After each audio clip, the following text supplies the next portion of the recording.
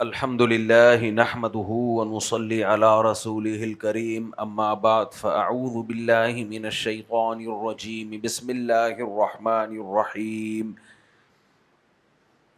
والذین آمنوا اشد حبا للہ وقال النبی صلی اللہ علیہ وسلم لن يؤمن احدكم حتى اكون احب الیہ من مالہ وولدہ والناس اجمعین من والدہ وولدہ والناس اجمعین۔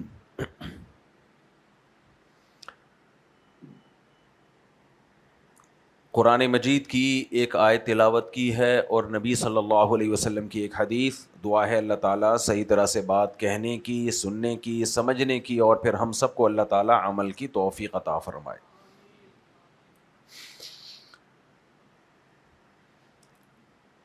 کوئی آیت میں منتخب کرتا ہوں کہ اس پہ میں بیان کروں گا، لیکن کیونکہ میں اسی سوسائٹی میں رہتا ہوں، لوگوں میں ہی رہتا ہوں، بند کمرے میں میری زندگی نہیں گزرتی، میری زندگی کا ایک بہت بڑا حصہ پڑھائی میں بھی لگتا ہے الحمدللہ، لیکن لوگوں میں بھی بیٹھتا ہوں میں، تو مارکیٹ میں جو چیز چل رہی ہوتی ہے وہ بھی سامنے آتی ہے، تو بعض دفعہ بیان کے لیے ایک موضوع چنا ہوتا ہے، سوچا ہوتا ہے کہ اس پہ بات کروں گا، لیکن کچھ ایسی چیزیں سامنے آ جاتی ہیں کہ خیال ہوتا ہے کہ پہلے اس پہ بات ہو جائے پھر اصل موضوع پہ بات ہو۔ آپ کو پتہ ہے کہ آدم علیہ الصلاۃ والسلام کو جب شیطان نے سجدے سے انکار کیا اور آدم علیہ السلام کی پیدائش سے پہلے اللہ تعالیٰ نے فرشتوں کو بتایا کہ میں نے ایک انسان پیدا کرنا ہے، تو فرشتوں نے اعتراض یہ کیا تھا وَيَسْفِكُ الدِّمَاءَ، یہ انسان زمین میں فساد پھیلائے گا، لڑے گا، ایک دوسرے کا خون بہائے گا۔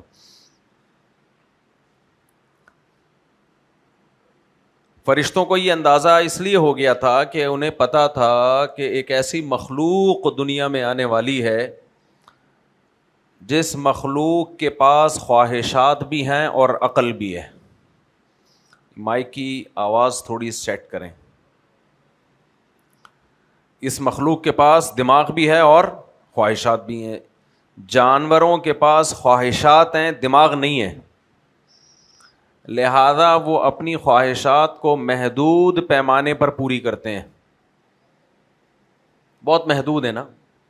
شیر کو بھوک لگے گی، ایک ہرن کو مار کے کھا جائے گا، بس پیٹ بھر جائے گا تو جا کے اپنے غار میں بیٹھ جائے گا، اس سے زیادہ وہ جنگل میں فساد نہیں پھیلائے گا۔ فرض کر لو یہی شیر ہو جنگل میں اور دماغ اس میں انسان کا ڈال دیا جائے، ہو یہی شیر جو جنگل میں فساد پھیلاتا ہے، کبھی کس کے کھا رہا ہے، کبھی کسے کھا رہا ہے، لیکن اس میں دماغ کس کا ڈال دیا گیا؟ جمشید صاحب کا، غفار صاحب کا، وسیم صاحب کا دماغ ڈال دیا گیا۔ اب یہ کیا کرے گا؟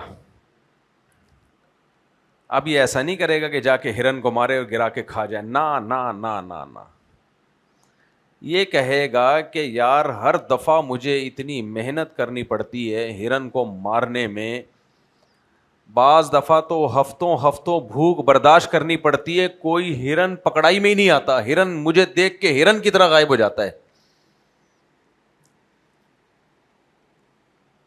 تو یہ کون سا دیسی طریقہ ہے جو صدیوں پہلے ہمارے باپ دادا سے چلا آ رہا ہے؟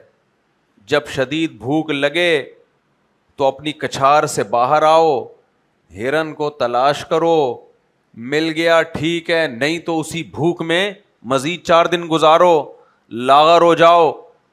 یہ کون سا طریقہ ہے؟ شیر میں دماغ کس کا لگ گیا؟ بولو، جمشید صاحب کا۔ اب یہ کون سا طریقہ ہے یار؟ اب وہ بیٹھ کے کرے گا پلاننگ، وہ کہے گا یار میں ایک ہرن اتنی محنت کے ساتھ گراتا ہوں، میرا تو 4 بوٹیاں 8-10 بوٹیاں کھا کے چانپے وانپے کھا کے پیٹ بھر جاتا ہے، باقی سارے گریوی میں پیٹ بھر رہے ہوتے ہیں آ کے، میری نیاز کون کھا رہا ہوتا ہے؟ لومڑی بھی آ کے کھا رہی ہوتی ہے, گدھ بھی آ کے کھا رہے ہوتے ہیں, لکڑ بگڑ بھی آ کے کھا رہے ہوتے ہیں, سارے انجوائے کرتے ہیں. محنت کس کی ہوتی ہے؟ آپ لوگ تو بولو نا یار, محنت میری ہے. پورا جنگل انجوائے کر رہا ہے اور میں اگلے ٹائم اسی طرح بھوکا بیٹھا ہوا ہوں. پھر کیا خیال ہے یار؟ بات سے بات نکلتی ہے, موضوع سے ہٹ جاتا ہوں. لیکن دیکھو, شیر ہفتے میں ایک آدھ دن کھاتا ہے. یہ میں نے اپنی آنکھوں سے دیکھا ہوا منظر بتا رہا ہوں افریقہ کے جنگل میں, رپورٹ نہیں پیش کر رہا, مشاہدے کی حقیقت بتا رہا ہوں. ہم نے کیمپنگ کی ایک جنگل میں, اور اس میں شیر اور اس کی شیرنیوں کو دیکھا ہم نے کہ پورا پریوار, پورا خاندان شیر کا روزانہ جاب کے لیے صبح نکلتا ہے, شام کو بے روزگار واپس لوٹتا ہے.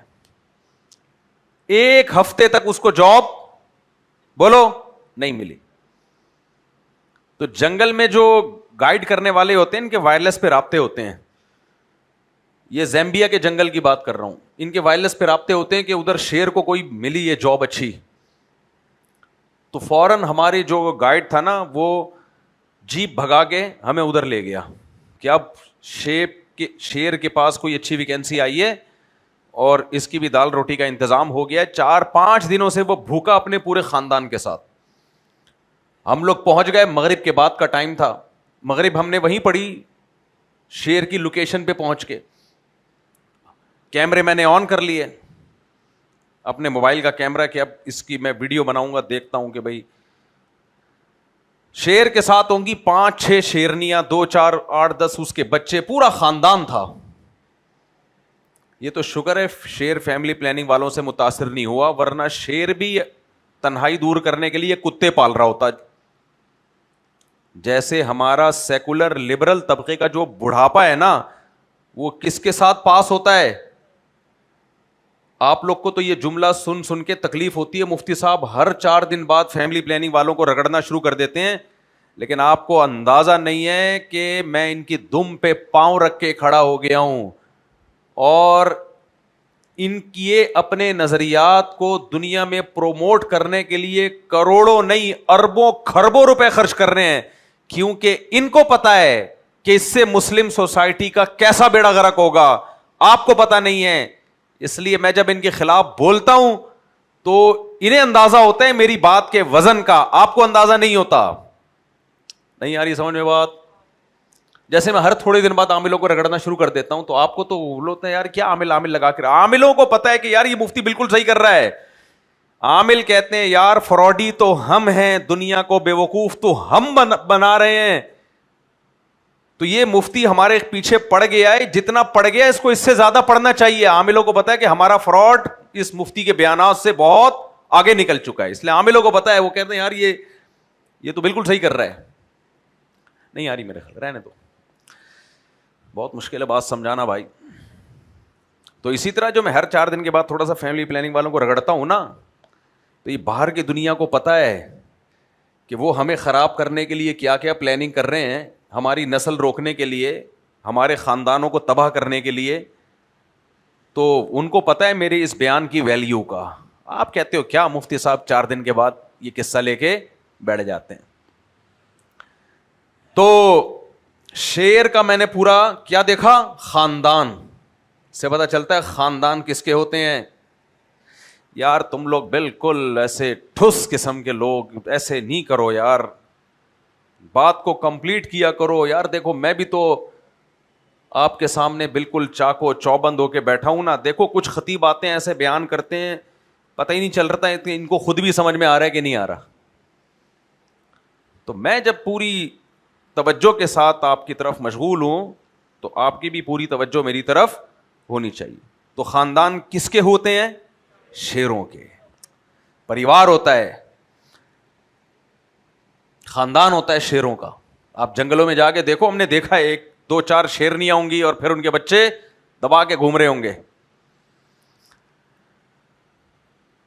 تو شیر کا اگر خاندان نہ ہو, فیملی پلاننگ والوں کی باتوں پہ آ جائے, تو میں نے افریقہ کے جنگل میں جو شیر اور اس کے ساتھ شیرنیاں اور اس کے ساتھ آگے جو اس کی نسل دیکھی, لیڈیز شیر, جینٹس شیر, پورا ایک پریوار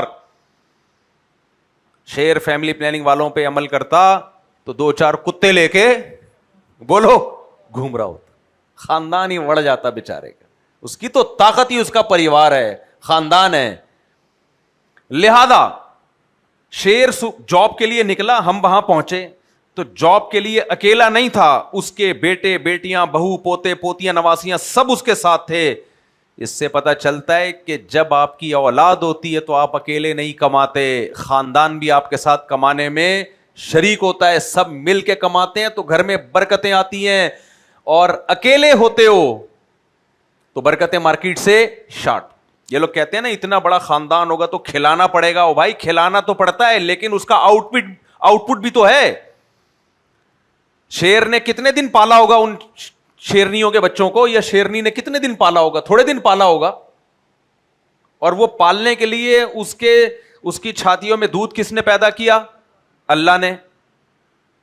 تو اللہ نے اس کے لیے پہلے انتظام کیا ہے, تو ہمارے لیے بھی اللہ انتظام کرتا ہے جب اولاد پیدا ہوتی ہے.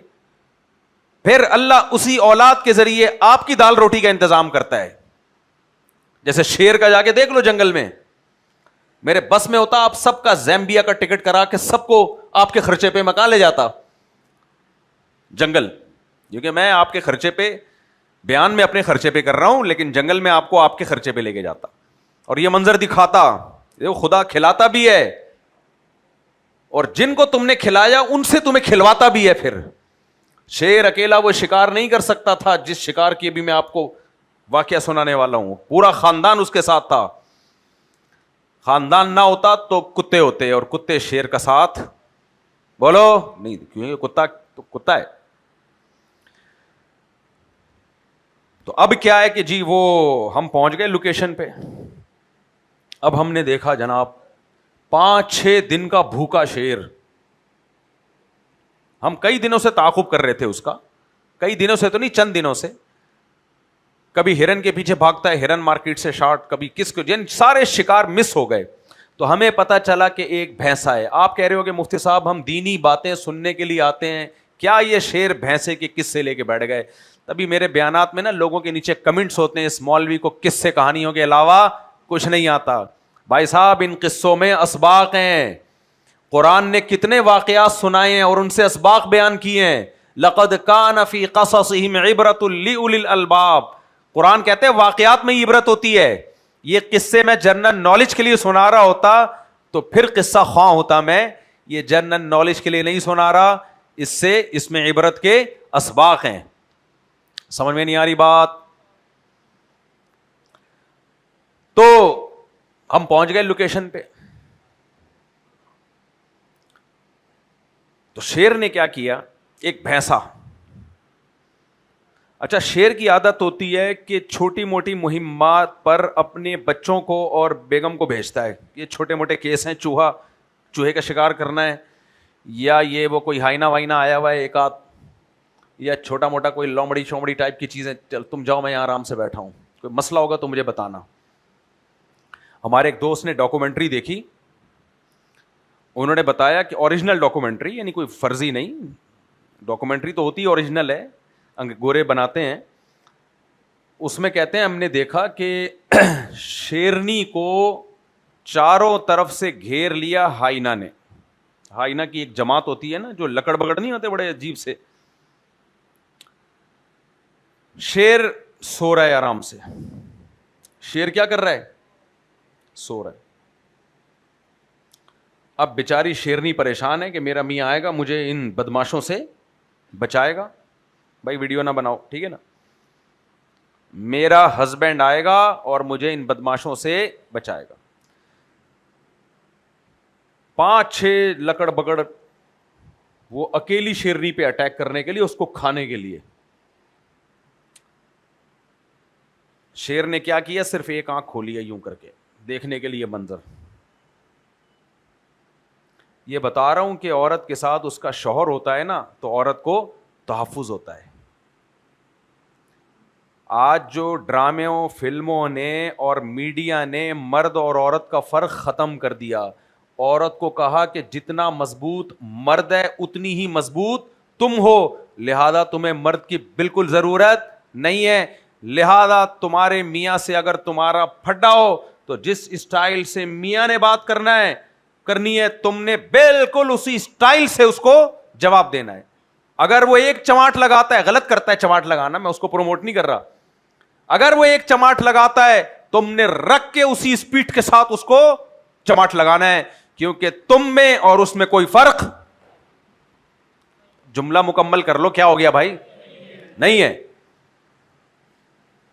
کوئی ضرورت نہیں, تم بھی جاب کر کے کماؤ, وہ بھی جاب کر کے کما رہا ہے, انڈیویجول لائف. تمہارے ساتھ تمیز سے بات کرتا ہے تمیز سے بات کرو, نہیں کرتا ایسی کی تیسی, کھلا لو پتلی گلی سے نکلو. جمشید کینسل ہو گیا, سلیم سے شادی ہوگی. سمجھ میں آ رہی ہے بات؟ سلیم نے کسی دن تھوڑی سی آنکھیں دکھائی, سلیم بھی کینسل. عدالتیں تو بیٹھی ہوئی ہیں اس کام کے لیے نا, ہمارے جج صاحبان ٹھک ٹھک ٹھک ٹھک ٹھک کھلا کی ڈگریاں. ابھی لاہور میں پتہ نہیں کتنے ہزار کیس ایک ہفتے میں یا سینکڑوں کیس ایک ہفتے میں کھلا کے ہوئے ہیں. نہیں آ رہی سمجھ بات؟ اتنی شادیاں نہیں ہو رہی, اتنے کھلے ہو رہے ہیں. تو یہ میڈیا سکھا رہا ہے, کیا سکھا رہا ہے؟ عورت کو کہ تمہیں مرد کی ضرورت نہیں ہے, کوئی ضرورت نہیں ہے, پاؤں کی ٹھوکر پہ رکھو شوہر کو, اپنے بھائیوں کو, باپ کو پاؤں کی ٹھوکر پہ رکھو, ایسی کی تیسی. پہلے زمانے میں سکھایا جاتا تھا, میاں ہیں, نبی نے فرمایا کہ عورت کو حکم ہوتا سجدہ کرے تو کس کو حکم, مخلوق کو سجدے کی اجازت ہوتی تو کس کو حکم دیا جاتا, کہ شوہر کو کرو سجدہ. اس کا ایک مقام ہے, مرتبہ ہے. ہاں ظلم ایک حد سے زیادہ بڑھ جاتا ہے, ایک نوعیت ہے وہ, اس میں تو پھر شریعت نے بتایا عورت علیحدگی لے, برداشت کرنے بھائی. اس کے فائدے زیادہ ہیں, اس کے نقصانات کم ہیں, اس سے تمہیں تحفظ زیادہ ملا ہوا ہے. مجبوری میں گدھے کو باپ بنانا پڑتا ہے, تو تمہارا میاں ہے, مجبوری میں باپ بنا لو اس کو, اس سے تمہیں فائدے زیادہ ہیں. جس کو یہ بات سمجھ میں نہ آئے تو جنگل میں شیر کا منظر اپنی آنکھوں سے دیکھ لے, یہ ڈاکومنٹری بھی جا کے دیکھ لے. مرد جو تحفظ دیتا ہے عورت کو, اور خاص طور پہ مسلم کمیونٹی میں, مسلمان فیملی میں, کھلانا پلانا, اس کو شیلٹر دینا, یہ ساری ذمہ داریاں کس کی ہیں؟ آدمی کی ہیں. تو کچھ اس کے بھی حقوق ہیں میرے بھائی. بس آزادی کے نام پہ برباد کر دیا خاندانی نظام کو. اور ایسی عورتیں جو نباہ نہیں کرتی, بڑھاپا پھر ان کا دیکھو جا کے کیا گزرتا ہے. اور میں بار بار ایک بات کہتا ہوں, خواتین کو بڑی تکلیف ہوتی ہے, عورت پہ بڑھاپا مرد کی نسبت جلدی آتا ہے. تم تو اپنی زندگی تباہ کر رہی ہو ان ڈراموں فلموں کی وجہ سے. تو شیر کی جو شیرنی تھی اس کو کس نے گھیر لیا؟ ہائنا نے. شیرنی تو گھبرا رہی ہے, بھائی ہائے اللہ یہ کیا ہو گیا میرے ساتھ, یہ تو کھا جائیں گے مجھے تھوڑی دیر میں. لیکن شیر اس کو سیریس بولو نہیں لے رہا. اس لیے نہیں کہ اس کو اپنی وائف سے محبت نہیں ہے, اس کی نظر میں ہائنا کی 2 ٹکے کی اوقات نہیں ہے, کیونکہ وہ کیا ہے, شیر نر ہے. نہیں آئی. اس بات کو سمجھنے کے لیے بھی شیر نر ہونا ضروری ہے. وہ شیر نر ہے, وہ کہہ رہا ہے بھائی ہائنا وائنا لگڑ بگڑ یہ کیا ٹوپی ڈرامہ لگا کے رکھا. لہذا اس نے جب یہ خوفناک, جو اس کی بیوی کے لیے بڑا خوفناک منظر تھا, لیکن یہ شیر نے جب خوفناک منظر دیکھا تو اس کو اتنا لائٹ لیا کہ کمبخت نے دونوں آنکھیں کھول کے دیکھنا بھی ٹائم کا ضیاع اور انرجی کا ضیاع سمجھا, کہ جو کام ایک آنکھ کے ذریعے ہو سکتا ہے اس کے لیے دوسری آنکھ کو اوپن کیوں کیا جائے. نہیں یار یہ سمجھ میں بات؟ ایسی ڈاکومنٹری سے اسباق تو گورے نے نہیں نکالے ہوں گے جس نے ڈاکومنٹری بنائی ہے. لہذا شیر نے جب یہ منظر دیکھا تو صرف ایک آنکھ کھولی کہ یار میں, آنکھ کھولنے میں بھی تھوڑی سی انرجی تو لگتی ہے نا, کیا خیال ہے. اس نے کہا جو کیلوریز میں نے باڈی میں اسٹور کی ہیں ان کیلوریز میں جب ایک آنکھ کے ذریعے میں دیکھ سکتا ہوں یہ منظر, تو دوسری آنکھ کھول کے ان کیلوریز کو ضائع کرنے کی کیا ضرورت. وہ انویسٹمنٹ ہے میری, اس کو بچا کے رکھوں گا میں. لہذا صرف ایک آنکھ یوں کر کے کھول کے دیکھ رہا ہے, اور حالات کا جائزہ لیا تو اندازہ ہوا کہ یہ تو میری وائف اکیلی ہی نمٹ لے گی ان سے. اور پھر یوں کر کے دوبارہ آنکھیں بند کر کے پھر سو گیا. اب دیکھا کہ بھائی وہ تو اور زیادہ جمع ہو رہے ہیں, فون کر کر کے بلا رہے ہیں پبلک کو, آ جا بھائی شیر تو سو رہا ہے, شیرنی اکیلی ہے, کھا جاتے ہیں اس کو. پڑا ہوا ہے آرام سے مسٹنڈوں کی طرح. جب دیکھا نا کہ معاملہ زیادہ خراب ہوا ہے تو کچھ بھی نہیں, اچانک ایک جمپ لگائی ہے اور رکھ کے ایک ہائی نپ کو چماٹ مارا اس نے. بس اللہ کرے کہیں سے یہ ڈاکومنٹری سرچ کریں نکل آئے نا تو میں انشاءاللہ LED لگا کے چلاؤں گا. میں اچانک جمپ ماری ہے اور ایک چماٹ مارا ہے ایک کو خالی, باقی سارے چیختے چلاتے ہوئے بھاگے. نہیں آئی سمجھ میں بات؟ اور اسی شیر کی باقی شیرنیاں پیچھے سو رہی. میسج ہے اس میں, ایک پیغام ہے چھپا ہوا. خیر میرے بھائی, یہ تو جانوروں میں جو جوڑے بنا کے رہتے ہیں, ہاں جو جانور پیر کی شکل میں نہیں رہتے ان میں تو کوئی ریلیشن ہی نہیں ہے نا. شیر تو پیر بنا کے رہتا ہے نا, تو ان میں شیرنی کو کس کا تحفظ ملتا ہے؟ شیر کو. تو انسان تو شیر سے افضل مخلوق ہے, اس میں یہ کیسے ممکن ہے کہ عورت کو اس کے مردوں کا تحفظ نہ ملے اور عورت کو مرد کے برابر لا کے کھڑا کر دیا جائے اور اسے سمجھایا جائے کہ تمہیں مرد کی ضرورت نہیں ہے؟ یہ جہالت ہے, یہ عورت کو تباہ کرنے کی سازش ہے. خیر ہم نے جنگل میں جب کیمپنگ کی تو ہم نے اپنی آنکھوں سے دیکھا, دونوں آنکھیں کھول کے. میں اتنا کنجوس نہیں تھا کہ ایک آنکھ سے دیکھوں اور دوسری, میں نے کہا بھائی دونوں آنکھوں سے یہ منظر دیکھو, کیونکہ یہ منظر بار بار دیکھنے کو نہیں ملتا. تو ایک بھینسا تھا, شیر کے ساتھ 8-10 خاندان کے افراد, 10 تو ہوں گے میرا خیال ہے, میں اس کی شیرنیاں بھی, اس کے بچے بھی وغیرہ وغیرہ, بیٹے بیٹیاں سب. تو انہوں نے وہاں بھی یہی ہوا کہ پہلے شیرنی آگے گئیں, جب ان سے معاملہ نہیں سدھرا تو پھر شیر. ہماری جیپ بالکل شیر کے ساتھ, آپ کہہ سکتے ہو شیر نے حملہ نہیں کیا. جو جنگل کے ماہرین ہیں وہ بتاتے ہیں کہ جب آپ گاڑی میں بیٹھے ہوئے ہو اور ہلو جلو نہیں, زیادہ شور شرابہ نہیں کرو, تو شیر کبھی حملہ نہیں کرتا. وہ آپ کو گاڑی سمیت ایک الگ مخلوق سمجھ رہا ہوتا ہے, وہ سمجھتا ہے پوری گاڑی ہے یہ, اس پہ اٹیک کرنا پڑے گا. ہاں ہلے جلے زیادہ فری کرانے کی شیر کو کوشش کی تو پھر ایک الگ بات ہے. بالکل ہمارے قریب سے وہ ببر شیر گزر کے گیا ہے اور اس نے اٹیک کیا, لیکن اس کا یہ حملہ بھی مس, وہ بھینسا بھاگ گیا, بچ نکلا. اب یہ بیچارے 4-5-6 دن ہو گئے تھے ان کو یہ اسی سلسلے میں جاب کے لیے نکلتے اور ان کو جاب نہ ملتی. شیر کی جاب تو یہی ہے نا. میں نے وہ منظر دیکھا. اچھا ہم اپنی گاڑی میں نا پیچھے پیچھے شیر اور شیرنیوں کے, کہ یہ اب جاتے کہاں ہیں, منہ لٹکا کے ایسے واپس آ رہے تھے کسی کے رشتہ دار کا جنازہ دفنا کے واپس آ رہے ہوں. آپ نے دیکھا ہوگا نا رشتہ دار کا جنازہ دفنا کے لوگ آ رہے ہوتے ہیں یوں منہ نیچے کر کے, تو ایسے آ رہے تھے جیسے کسی میت کی تعزیت کر کے واپس آ رہے ہوں, یا کسی کا جنازہ. شیر کا بھی منہ لٹکا ہوا ہے, اس کی شیرنیوں کا بھی, اور یوں منہ لٹکا کے واپس آ رہے ہیں. بعد میں ہمارے دوست نے, جب پھر ہم واپس آ گئے, ہم نے کہا اب اس کو تو کچھ مل نہیں رہا, تو ہم کیا پورے جنگل میں ہی بیٹھے رہے کیا؟ تو ہم تو کام بھی تھے, واپس آ گئے. تو ہمارے دوست نے پھر ویڈیو بھیجی کہ بالآخر ایک بھینسے کو انہوں نے گرا دیا ہے. اور میں نے جب وہ منظر, یعنی جب ویڈیو انہوں نے بنائی تو اس وقت بنائی کہ جب آخری بوٹی چل رہی تھی, خلال چل رہا تھا, جو ناشتے کے بعد قہوہ کھانے کے بعد قہوہ خلال چلتا ہے نا, کھا پی کے ڈکار مار کے پڑے ہوئے تھے مسٹنڈوں کی طرح. اب اتنا بڑا بھینسا کھایا انہوں نے, آپ سوچو کہ ہو گیا 1-2 ہفتے کا کام ان کا.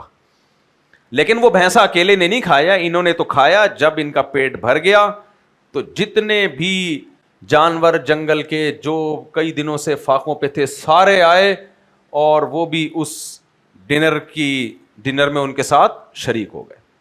تو میں جو پوائنٹ کی بات بتانے والا تھا آپ کو, وہ اصل بات رہ گئی. پھر میں ٹاپک کی طرف آتا ہوں کہ دیکھو شیر نے, میں نے مشاہدہ کیا, ہفتے میں صرف 1 دن کھایا, پھر بھی اتنی طاقت اس میں کہ 1 ہفتے کے بعد بھی مزید کسی بھینسے پہ اٹیک کرنے کی صلاحیت اس کے اندر موجود ہے. اتنی طاقت. کیوں تھی یہ طاقت؟ گوشت کھایا تھا. نہیں آئی سمجھ میں بات؟ اگر شیر دال چاول کھاتا, اچھی غذا ہے, میں بھی شوق سے کھاتا ہوں, اس کی نفی نہیں کر رہا میں. اگر شیر ویجیٹیرین ہوتا, شیر ویجیٹیرین ہوتا جیسے ہوتا ہے کھوتا. یعنی کھوتا, استغفر اللہ, کسی ویجیٹیرین کا مذاق اڑانا مقصد نہیں ہے. مقصد یہ ہے کہ یہ 4 پائے والے جانور جو ہیں یہ بھی کیا ہوتے ہیں, ویجیٹیرین ہوتے ہیں نا. ہماری گائے کو دیکھ لو آ کے, 2 ٹائم اس کی توند بھرنی پڑتی ہے ہمیں. یہ ممکن ہی نہیں ہے کہ آپ گائے بھینس پال لیں اور ایک ٹائم کے کھانے کا ناغہ کر دیں. آپ اتنا چیخے گی, چلائے گی نا, اور دودھ چھاٹ ختم. بھینس پال لو, 2 ٹائم اس کو دیگ کی طرح کھلانا پڑتا ہے, 2 ٹائم کم سے کم. کیوں؟ وجہ اس کی یہ کہ بھینس اور گائے اور بیل یہ کیا ہیں, بولو نا, ویجیٹیرین ہیں, ان کو بہت کھانا پڑتا ہے. شیر کو تو ہم نے اپنی آنکھوں سے دیکھا, ہفتے میں 1 دن کھایا, ٹھیک ہے, تھوڑا سا بیچارے کو ٹینشن ہوئی, ایسا جیسے جنازہ پڑھ کے واپس آ رہا ہے, لیکن طاقت اتنی تھی کہ دوبارہ اٹیک کس پہ کیا ہے, ہفتے کے بعد بھی بھینسے پہ اٹیک کیا اس نے.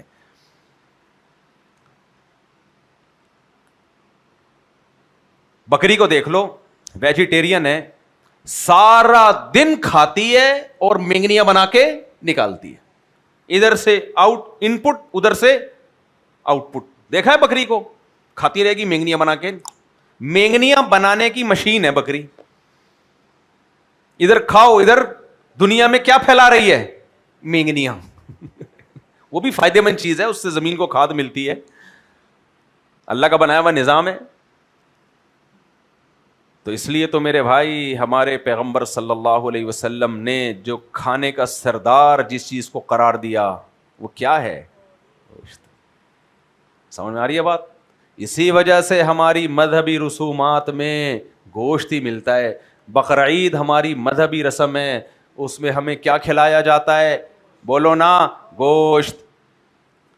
ولیمہ ہماری مذہبی رسم ہے, اولم ولو بشاتن, فرمایا ولیمہ کرو, ایک بکرا ہی بلے کاٹ دو, ٹھیک ہے, وہ نہ ہو تو کچھ اور بھی کھلا سکتے ہیں, لیکن اصل اس میں کیا ہے, گوشت. آپ سے حج عمرے میں کوئی غلطی ہو گئی تو دم کے طور پر بکرا کاٹ کے غریب کو کھلانا پڑتا ہے عمرے میں اور حج میں.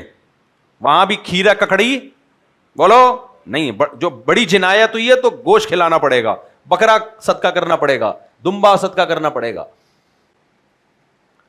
عقیقہ, بچہ پیدا ہوتا ہے, خوشی میں خوشی کا اظہار, یہ مذہبی رسم ہے یا نہیں ہے؟ فیملی پلاننگ والے تو کہتے ہیں کیوں پیدا ہو گیا, ایک مزید آبادی بڑھ گئی. اللہ کہتے ہیں جتنے مرتبہ بھی پیدا ہو, ہر دفعہ 2 بکرے, بیٹی پہ 1 بکرا. اللہ کہتا ہے کہ نہیں کہتا؟ تو اللہ کہتا ہے خوش ہو جاؤ. وہاں بھی کیا ہے بھائی, اللہ یہ بھی تو کہہ سکتا تھا کہ ایک بیٹا پیدا ہوا تو بریانی دال چاول کی 2 دیگیں. کیا خیال ہے بھائی؟ نا نا نا نا, بچہ پیدا ہوا ہے تو 2 بکرے 2 دمبے, یا گائے کا کہ 2 حصے ہوں گے, اونٹ کے 2 حصے ہوں گے.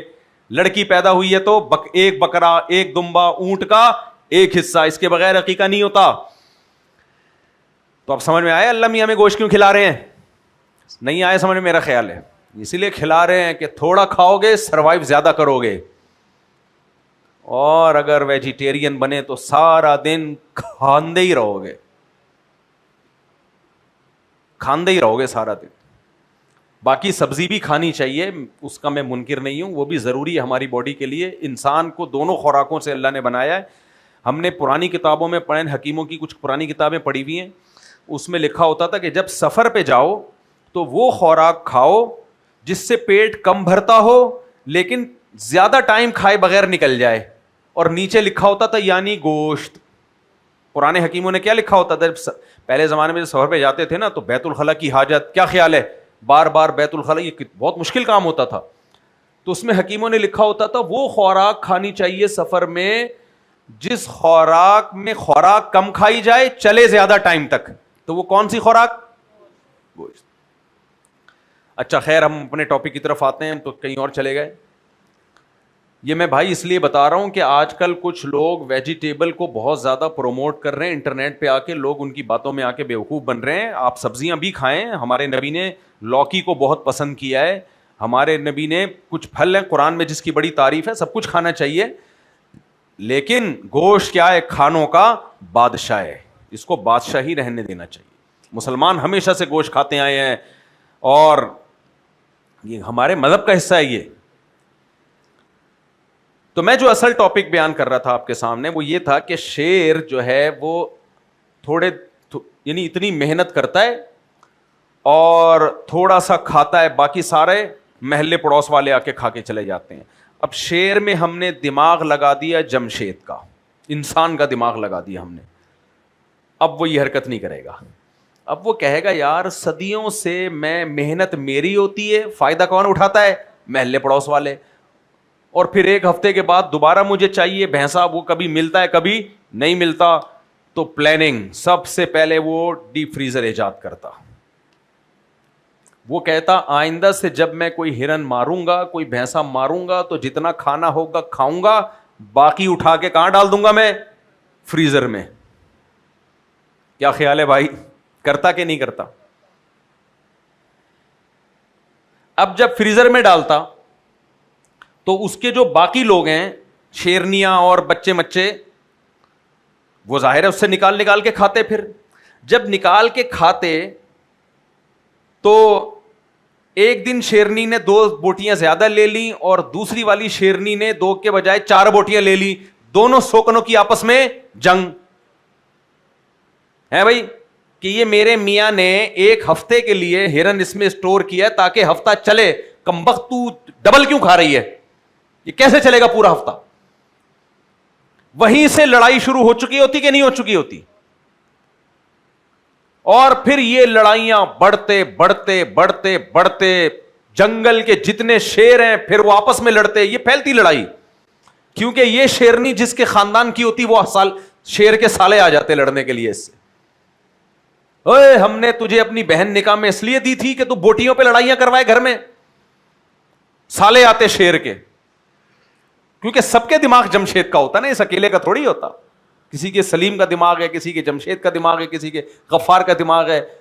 پھر ان کی لڑائیاں ہوتی, پھر یہ پتھر اٹھا کے مارتے, پھر یہ بندوقیں ایجاد کرتے, پھر یہ توپیں ایجاد کرتے, بالآخر ایٹم بم ایجاد کر لیتے یہ لوگ, اور جنگل کی ایسی کی تیسی ہو چکی ہوتی. اس سے پتہ چلتا ہے جو فرشتوں نے کہا تھا نا کہ اے اللہ یہ لڑے گا دنیا میں آپس میں, کیونکہ فرشتے جانتے تھے اس کے پاس خواہشات تو شیر جیسی ہیں, کھوپڑی جمشید جیسی ہے. ان لوگوں کے پاس کھوپڑی انسانوں والی ہے, عقل ہے, اور عقل اس کو خواہشات کو بے لگام ہونے سے روکے گی, یعنی خواہشات کو لگام دینے سے روکے گی. بے لگام خواہشات ہو جائیں گی اس کی.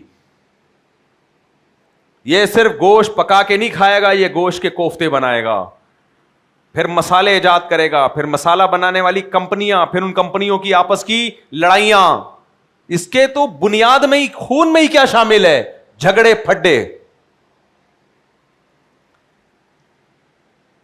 تو اس سے پتہ چلتا ہے کہ انسان کی بنیاد میں کیا ہے؟ اختلاف, لڑائیاں, جھگڑے. اور جب سے انسان پیدا ہوا ہے آج تک ہسٹری اٹھا کے دیکھو لڑتا آ رہا ہے کہ نہیں آ رہا لڑتا؟ آدم علیہ السلام کے بیٹے نے سب سے پہلے اپنے سگے بھائی کو قتل کر دیا.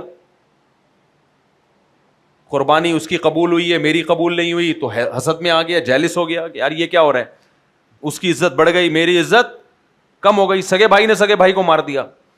اور جو قتل کا سلسلہ شروع ہوا ہے وہ آج تک سکون سے بیٹھا ہے؟ کبھی ان خبروں میں جا کے دیکھو, میں نے تو خبریں سننا چھوڑ دی ہیں یار. ایران اٹھا کے اس پہ میزائل مار رہا ہے, وہ کہہ رہے اس پہ میزائل مار رہا ہے, قطر میں مذاکرات ہو رہے ہیں, ہم سمجھ رہے ہیں مذاکرات کامیاب ہو رہے ہیں, ہم خوشی سے بغلے بجا رہے ہیں, پھر اگلے دن خبر 2 میزائل اور مار دیے. ابے وہ کمبختو, ادھر تم بیٹھ کے سلو صفائیوں کی باتیں کر رہے ہو, ادھر میزائل بھی کھیل رہے ہو, کیا ہمیں بیوقوف بنا رہے ہو تم لوگ؟ اتنی خبریں سنتا ہے آدمی کی کھوپڑی کیا ہو جاتی ہے؟ خراب.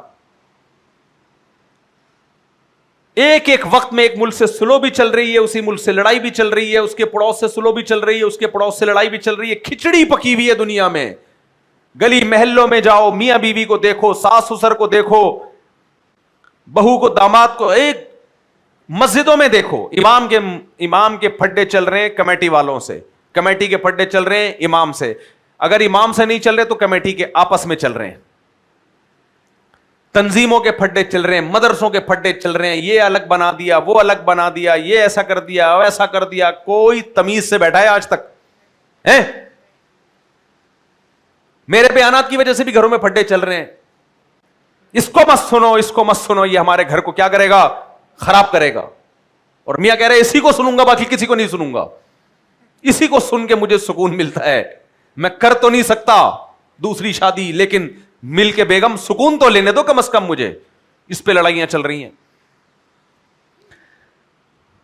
تمیز سے انسان نہ بیٹھا تھا, نہ تمیز سے بیٹھا ہے, نہ آئندہ کبھی تمیز سے بیٹھے گا. تو لڑائیاں تو ہوں گی. جیسے ایک صاحب کل مجھے چپک گئے, کہنے لگے جب قرآن نے منع کیا کہ فرقے پیدا مت کرو تو کیوں فرقے پیدا کر رہے ہو؟ میں نے کہا قرآن نے تو منع کیا ہے, اس لیے فرقے بنانا غلط ہے, لیکن حدیث میں آتا ہے کہ فرقے ہوں گے, یہ گراؤنڈ ریئلٹی ہے. ہم نہیں بنا رہے لیکن بنیں گے فرقے, تو ان میں جو صحیح ہے اس کو فالو کرنا ہے. ہمارا کام یہ ہے, بننے سے کون روک سکتا ہے بھائی, ہم نے صحیح کو تلاش کرنا ہے. تو اسی لیے میرے بھائی یہ جھگڑے بھی ہوں گے, لڑائیاں بھی ہوں گی, ملکوں کی جنگیں بھی ہوں گی. فرشتوں نے, اللہ نے پہلے ہی کہہ دیا تھا آدم علیہ السلام کے آنے سے پہلے, لیکن کیا مطلب ہوں گی تو ہونے دیا جائے ہیں؟ بیماریاں بھی آئیں گی تو کیا ہسپتال نہیں بنتے؟ بولو نا, بیماریاں بھی آئیں گی لیکن اس کے علاج کے لیے ڈاکٹرز بھی ہوں گے. ان ڈاکٹروں کی وجہ سے یہ نہیں ہوگا کہ بیماریاں ختم ہو جائیں, بیماریاں ایک لمٹ میں آ جائیں گی. یہی ہوگا نا, کیا خیال ہے؟ سوسائٹی میں فساد بھی ہوگا لیکن اصلاح کی کوششیں بھی ہوں گی. سوسائٹی میں بیماریاں بھی ہوں گی, علاج کے لیے حکیم اور ڈاکٹرز بھی ہوں گے. سوسائٹی میں قحط اور غربت بھی ہوگی, غربت دور کرنے کی کوششیں بھی ساتھ ساتھ چلتی رہیں گی. اللہ نے اس دنیا کے نظام کو دیکھو, آئنسٹائن کا ایک لا ہے نا, نظریہ اضافت, کہ اس کائنات کا پورا نظام یوں سمجھو کہ میں اپنے الفاظ میں, سائنسدانوں کی زبان میں نہیں, اپنے الفاظ میں سمجھا رہا ہوں کہ پورا نظام جو چل رہا ہے نا وہ ایک دوسرے کی اپوزٹ پہ چل رہا ہے. سردی کا پتہ ہمیں گرمی سے چلتا ہے, گرمی نہ ہوتی تو سردی کے ٹیمپریچر کو ہم اوریجنل ٹیمپریچر سمجھنے لگتے. کیا خیال ہے؟ نہیں آ رہی سمجھ بات؟ دیکھو سائنسدانوں نے یہ جو کہا کہ 100 ڈگری سینٹی گریڈ پہ پانی بوائل ہوتا ہے اور 0 پہ بولو جمتا ہے. حقیقت میں نہ 0 پہ جمتا ہے نہ 100 پہ ابلتا ہے. فرض کر لیا ہے کہ جس پہ جمے گا ہم اس کو 0 کہہ دیں گے, جس پہ ابلے گا ہم اس کو کیا کہہ دیں گے؟ 100. یہ تو فرضی چیزیں ساری. حقیقت میں کیا ہے اس کو ایکسپلین کرنا ممکن ہی نہیں ہے انسان کے لیے. گرمی کا پتہ ٹھنڈک سے چلتا ہے. اگر پوری دنیا کا ٹیمپریچر ایک ہی جیسا ہوتا تو کبھی ہم سردی کو ایکسپلین کر پاتے؟ اور پوری دنیا میں سردی ہی رہتی تو کبھی گرمی کو ایکسپلین کر پاتے؟ بولو نا. اگر دنیا میں روشنی نہ ہوتی, اندھیرے ہی اندھیرے ہوتے. سمندر میں ایک ایسی مچھلی ہے جو سینکڑوں فٹ گہرائی میں اندھیروں میں رہتی ہے, اس نے کبھی روشنی نہیں دیکھی. اس سے اگر روشنی کی ڈیفینیشن پوچھو وہ سمجھا پائے گی؟ اس کو کروڑ دفعہ بھی سمجھاؤ نا لائٹ کیا ہوتی ہے, اس کی کھوپڑی میں نہیں آئے گا. لائٹ کا تصور اس وقت تک ممکن نہیں ہے جب تک اندھیرا سمجھ میں نہ آئے, اور اندھیرا اس وقت تک سمجھ میں نہیں آ سکتا جب تک روشنی سمجھ میں نہ آئے. اسی سے اس اشکال کا جواب بھی ہو گیا کہ اللہ نے دنیا میں ظلم کیوں پیدا کیا ہے. بھائی اس لیے تاکہ عدل سمجھ میں آئے تمہیں. اللہ نے دنیا میں برائی کو کیوں پیدا کیا؟ اس لیے پیدا کیا تاکہ اچھائی سمجھ میں آئے تمہیں. میلے لوگ بھی دنیا میں ہوتے کہ نہیں ہوتے؟ تاکہ صاف ستھرے لوگ سمجھ میں آئے. اگر پورے سال نہ نہانے والے لوگ دنیا میں نہ ہوتے تو نہانے والے اچھے لگتے آپ کو؟ کیا خیال ہے بھائی؟ ہم جب کسی میلے کو دیکھتے ہیں پھر ہمیں جو میلہ نہیں ہوتا وہ سمجھ میں آتا ہے, یار کتنا صاف ستھرا نیٹ کلین آدمی. یہ تو دنیا کا نظام ہے. اس پر تو دنیا میں فساد بھی ہوگا, لڑائیاں بھی ہوں گی, لیکن اس فساد کو ختم کرنے کی کوشش کرنے والے پیغمبر بھی آتے رہیں گے, اور پیغمبر کے ورثہ علماء اور جو بھی سوسائٹی میں اصلاح کرنے والے لوگ ہیں وہ سوسائٹی میں اسی حساب سے آتے رہیں گے. یہ دونوں نظام قیامت تک ایک ساتھ چلتے رہیں گے. کنجوس بھی ہوں گے, سخی بھی ہوں گے. اگر کنجوس نہ ہوتے تو سخیوں کی کوئی تعریفیں نہ کرتا, بدصورتی نہ ہوتی تو خوبصورت لوگوں کی تعریف نہ کی جاتی, کمزور نہ ہوتے تو طاقتور کی تعریف. یار آپ لوگ جو ٹینشن دیتے ہو نا, میں سوچ رہا ہوں ڈپریشن کی 2-3 گولیاں جیب میں رکھ کے چلا کروں. اتنے جوش سے میں بیان کر رہا ہوں, آپ صرف اتنا نہیں کر پا رہے کہ سینٹینس کو کمپلیٹ کر دیں. میں پورا سینٹینس تھوڑی کہنے کو کہہ رہا ہوں, میں تو صرف کہہ رہا ہوں کہ اس کو جہاں میں سینٹینس کو ادھورا چھوڑوں, آپ نے 2 لفظ لگا کے میری خوشی کی خاطر اس کو کیا کر دینا ہے, کمپلیٹ کر دینا ہے. تو مجھے لگے گا کہ آپ بھی میرے ساتھ اس تقریر میں شریک ہیں برابر. آپ ہلتے ہی نہیں اپنی جگہ سے. تو اب میں بات کو سمیٹتا ہوں, ٹائم بھی پتہ نہیں چل رہا ہے یہاں, ابھی تو بہت ٹائم ہے. ہاں تو یہ گھڑی وہ کہاں ہے, وہ بھائی صاحب کو بولے یہاں لگاؤ ایک گھڑی, یہ ریکارڈنگ کرنے والے شارٹ ہو گئے مارکیٹ سے, ایک گھڑی نا یہاں لگا دینا اتوار سے پہلے. تو یہ دونوں نظام ساتھ چلیں گے. سمجھ میں آ رہی ہے بات, ظلم بھی اور عدل بھی. اچھا, اللہ نے اس کو بار بار قرآن میں بیان کیا ہے, بار بار اس نظریے کو. آئنسٹائن نے تو فزکس کی تھیوری بیان کر دی نا, اللہ نے بھی اس تھیوری کو بہت دفعہ بیان کیا, لیکن کسی اور مقصد کو بتانے کے لیے.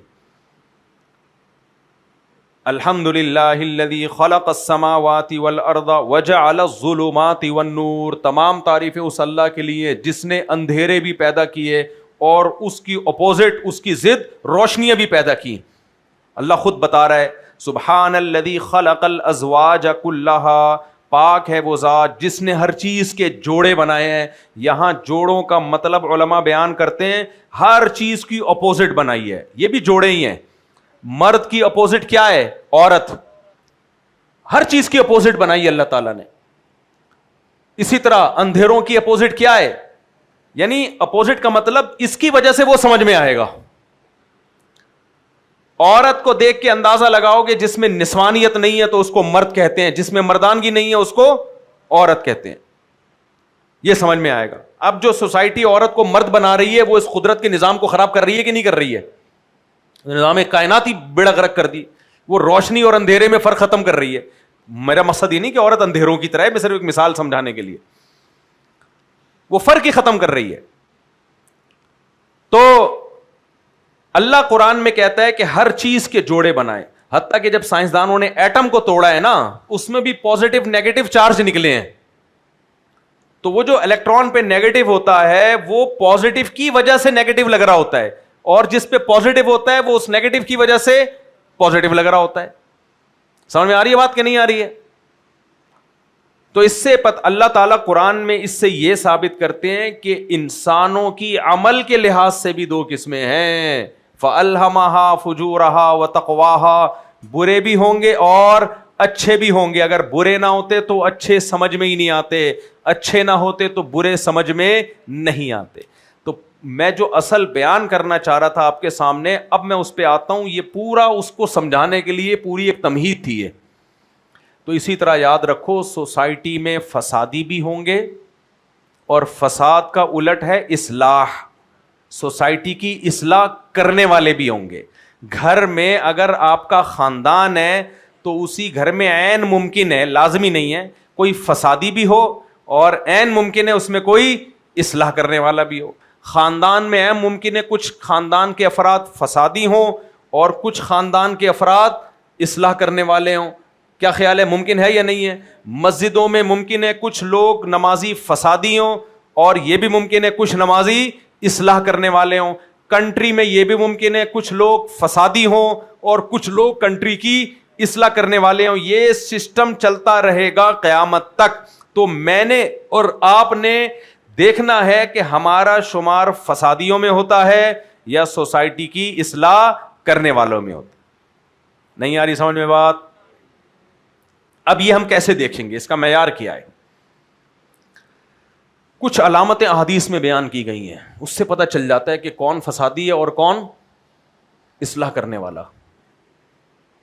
سب سے پہلی بات, قرآن کہتا ہے اللہ تعالیٰ زمین میں فساد کو پسند نہیں کرتا. اللہ زمین میں فساد کو پسند نہیں کرتا. جب اللہ زمین میں فساد کو پسند نہیں کرتا تو فساد پھیلانے کے جتنے راستے تھے وہ اللہ نے بلاک کیے ہوں گے کہ نہیں کیے ہوں گے؟ جتنے راستے فساد کی طرف جاتے ہیں سب کنٹینر لگا کے اللہ نے بند کر دیے، مگر فسادی اس کنٹینر کو کراس کر کے پہنچتا ہے وہاں تک۔ وہ کون سے راستے ہیں جو سوسائٹی میں فساد پھیلاتے ہیں؟ سب سے پہلا کسی کی پرائیویسی میں گھسنا۔ نہیں آ رہی سمجھ بات؟ اس سے بھی پہلے میں ایک بات بتاتا ہوں، جو پرائیویسی میں گھسنا اس کے نتیجے میں ہوتا ہے، سب سے پہلا اپنے کام سے کام رکھنا۔ جو آدمی اپنے کام سے کام نہیں رکھتا، سوسائٹی میں اس سے بڑا فسادی بولو کوئی نہیں ہوتا۔ اپنے آپ کی کیا ذمہ داری ہے، بس آپ وہ دیکھو، دوسرے کا کیا یہ آپ سے نہیں پوچھا جائے گا۔ یا ایھا الذین آمنوا علیکم انفسکم لا یضرکم من ضل اذا اہتدیتم، اے ایمان والو اپنی فکر کرو، کوئی اگر گمراہ ہوگا تو اس کی گمراہی سے تمہیں نقصان نہیں ہوگا۔ آپ کہہ سکتے ہیں لو اس میں تو تبلیغ کا راستہ ہی اللہ نے بند کر دیا، کیا خیال ہے؟ یعنی بس اپنے آپ کی فکر کریں اور کسی کی سوسائٹی کی فکر ہی نہ کریں ہم۔ یہ اشکال ہوتا ہے کہ نہیں ہوتا؟ یہ اشکال عبداللہ بن مسعود کے سامنے کیا گیا تھا کہ بھائی پھر تو ہم قرآن کی اس آیت کا مطلب یہ ہے یا ایھا الذین آمنوا علیکم انفسکم، اے ایمان والو اپنی فکر کرو، کوئی اگر گمراہ ہوتا بھی ہے اس کی گمراہی سے تمہیں نقصان نہیں ہوگا، تم اپنی خیر مناؤ۔ بعض حضرات نے اس کا یہ مطلب سمجھا کہ ہم دوسرے کو کی اصلاح کریں گے ہی نہیں، ہم دوسرے کو تبلیغ کریں گے ہی نہیں، سوسائٹی میں امن اصلاح کی کوشش کریں گے ہی نہیں۔ عبداللہ بن مسعود نے فرمایا نا نا نا نا، اس کا یہ مطلب نہیں ہے۔ تو عبداللہ بن مسعود نے جو مطلب بتایا وہ میں اپنے الفاظ میں اس کو آسان لفظوں میں ایکسپلین کرتا ہوں۔ اس کا مطلب ہمارے حضرت بتایا کرتے تھے کہ ہم اگر دوسرے کی کو تبلیغ کر رہے ہیں وہ بھی اپنے لیے کر رہے ہیں کہ اللہ نے مجھ سے سوال کرنا ہے، اگر میں نے تبلیغ نہ کی تو مجھے اس کی نہیں، مجھے اصل میں اپنی فکر ہے۔ آپ کہہ سکتے ہو اس سے نتیجہ کیا نکلے گا؟ دوسرے کی فکر میں دوسرے کو تبلیغ کرنا یا اپنی فکر میں کرنا، اس کا نتیجہ کیا ہے؟ اس کا نتیجہ یہ ہے کہ جب انسان اپنے لیے کوئی عمل کرتا ہے تو اس میں وہ مخلص ہوتا ہے، اس کی نیت فساد کی نہیں ہوتی، اس کا مقصد اپنے آپ کو عذاب سے بچانا ہے، تو ایسا کام نہیں کرے گا جس سے سوسائٹی میں فساد ہو، وہ کام کرے گا جس سے سوسائٹی میں اصلاح ہو۔ اس کی میں آسان مثال آپ کو سمجھاتا ہوں۔ آپ کا کوئی شخص بیمار ہے، آپ ہاسپٹل میں نرسنگ کا کام کرتے ہیں، فرض کرو ہاسپٹل میں کیا کام کرتے ہو آپ؟ توجہ ہے کہ نہیں ہے؟ نرسنگ کا کام ہے آپ کا۔ کوئی پیشنٹ آیا بیمار ہے، اس کے ٹیسٹ کرانے ہیں، اس کو کسی اور ہاسپٹل لے کے جانا ہے وغیرہ وغیرہ، آپ کی ڈیوٹی ہے، آپ کو اس سے کوئی غرض نہیں ہے مرے یا بچے۔ اب آپ اس کی جو فکر کرو گے نا وہ ایک فارمیلٹی پوری کرو گے آپ، اور اس میں آپ فساد کا ذریعہ بھی بن سکتے ہو۔ عین ممکن ہے آپ اس کو کوئی ایسی دوا کھلا دو جس کے بارے میں آپ کو یقین نہ ہو کہ یہ ٹھیک بھی ہے یا نہیں ہے، لیکن چونکہ آپ کو یہ خطرہ ہے کہ ڈاکٹر بعد میں آپ سے پوچھے گا دوا کھلائی تھی کہ نہیں کھلائی تھی، تو بھائی ڈاکٹر کو جواب دینے کے لیے میرے پاس جواب ہوگا، میں کھلا دیتا ہوں، بچے مرے اس سے مجھے کوئی غرض نہیں ہے۔ بلکہ یہ بھی ممکن ہے اگر آپ کو اس سے دشمنی ہے تو جان کر غلط دوا کھلاؤ آپ۔ لیکن یہی کیس آپ کے بیٹے کے ساتھ ہو، آپ کا بیٹا بیمار ہے، اب آپ اپنے بیٹے کے کیس کو اپنا کیس سمجھو گے، آپ جلد بازی میں علاج نہیں کرو گے، ایسا علاج نہیں کرو گے جس سے خاندان تو مطمئن ہو جائے لیکن آپ کو پتا ہو کہ بچے کا بیڑا غرق ہو جائے گا۔ خاندان کو پتا ہے فلاں ڈاکٹر بڑا ایکسپرٹ ہے، میں اس کے پاس لے گیا، لیکن آپ کو پتا ہے وہ ہے دشمن، مار دے گا، اور فلاں ایکسپرٹ نہیں ہے لیکن علاج صحیح کرے گا، تو خاندان کو خوش کرنے کے لیے تو ایکسپرٹ کے پاس جانا پڑے گا، اور بچے کی زندگی بچانی ہے تو جو ایکسپرٹ نہیں ہے ایک مثال دے رہا ہوں، تو آپ بچے کی زندگی کو زیادہ فوکس کرو گے یا لوگوں کو خوش کرنے کو زیادہ فوکس کرو گے؟ فارمیلٹی پوری کرنے کو زیادہ فوکس کرو گے؟ نہ نہ، آپ بچے کی زندگی کو، کیوں؟ اس کو آپ اپنا کیس سمجھ رہے ہو۔ جب تبلیغ کو انسان اپنا کیس سمجھتا ہے تو پھر وہ ایسے طریقے سے تبلیغ کرتا ہے کہ واقعی میں اصلاح ہو, سوسائٹی مزید خراب نہ ہو جائے. وہ طنزیہ لب و لہجہ اختیار نہیں کرتا, وہ دوسرے کو نیچا دکھانے کی کوشش نہیں کرتا, وہ یہ کوشش نہیں کرتا کہ میں جیتنا چاہتا ہوں اس ڈیبیٹ میں. اس کی پوری کوشش یہ ہوتی ہے کہ کسی طریقے سے یہ ٹھیک ہو جائے. وہ بے موقع تبلیغ نہیں کرتا, تبلیغ کے ذریعے اس کو آر دلانے کی کوشش نہیں کرتا, ایسا طریقہ اختیار نہیں کرتا کہ اس سے اور زیادہ اس کو غصہ آ جائے, مشتعل ہو جائے. سوٹیبل ٹائم میں سوٹیبل الفاظ اور سوٹیبل طریقہ, تین چیزیں دیکھے گا کہ وقت مناسب ہے یا نہیں ہے بات کرنے کا. نمبر 2, طریقہ مناسب ہے یا نہیں ہے. نمبر 3, جو الفاظ میں جن الفاظ کے ذریعے اس کو بات سمجھا رہا ہوں وہ الفاظ مناسب ہیں یا نہیں ہے. 3 شرطیں جب تک پوری نہیں ہوں گی وہ تبلیغ نہیں کرے گا. بالکل ایسا ہی جیسے بچے کا آپریشن کرانا ہے تو دیکھے گا کہ آپریشن کا یہ مناسب ٹائم ہے یا نہیں ہے, یہ طریقہ جس طریقے سے میں کر رہا ہوں یہ مناسب ہے یا نہیں ہے, اور جو اس کے لیے ہسپتال یا جو انسٹرومنٹ استعمال ہو رہے ہیں وہ ٹھیک ہے یا نہیں ہے. جب تک 3 شرطیں پوری نہیں ہوں گی آپریشن کی طرف جائے گا. لیکن اگر صرف ملازمت کر رہا ہے تو اس کی بلا سے اس نے ایک فارمیلٹی پوری کرنی ہے, ڈاکومنٹس تیار کرنے, اور اگر دشمنی ہے تو جان کر ایسا ٹیکا لگائے گا کہ وہ مر جائے.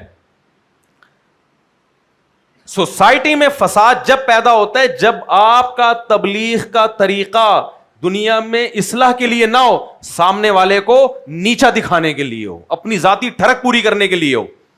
غصہ کسی اور بات پہ آیا ہوا ہے اور نکالا کس پہ جا رہا ہے, سامنے والے پہ, تبلیغ کے نام سے. مثال کے طور پر ہمارے ہاں غیبت کس طریقے سے ہوتی ہے. شریعت نے ہمیں حکم دیا دوسروں کی غیبتیں نہ کرو, حکم دیا نا. سوسائٹی میں فساد سے بچنے کے لیے شریعت نے ہمیں حکم دیا ہے کہ کسی کی برائی دیکھو تو اس کی برائی لوگوں کے سامنے بیان مت کرو. یہ بھی ایک کنٹینر شریعت نے لگایا ہے فساد سے سوسائٹی کو روکنے کے لیے. لیکن جب غیبت کا دل کرتا ہے انسان کا تو پھر اس پہ حلال کے لیبل لگاتا ہے. ایکچولی بات اصل میں یہ ہے کہ اس بندے نے یہ گناہ کیا ہے, اگر میں لوگوں کو نہ بتاؤں تو لوگوں کو پتہ کیسے چلے گا کتنا بڑا فراڈی ہے. تو بس یہ پتہ چلا کہ تو نے کیا کرنا ہے. بہت سے دنیا میں فراڈی ہیں, سب کا پتہ چل گیا لوگوں کو. دیکھو 2 قسم کے گناہ ہوتے ہیں. آج بھی کسی کا فون آیا, انہوں نے پوچھا کہ ایک دینی آدمی کو میں نے دیکھا ہے لوگوں کے ساتھ فراڈ کرتے ہوئے. اب وہ بیچارے نیک آدمی ہیں, وہ بڑے ڈر رہے ہیں کہ لوگوں کو میں کیسے بتاؤں, غیبت تو نہیں ہو جائے گی.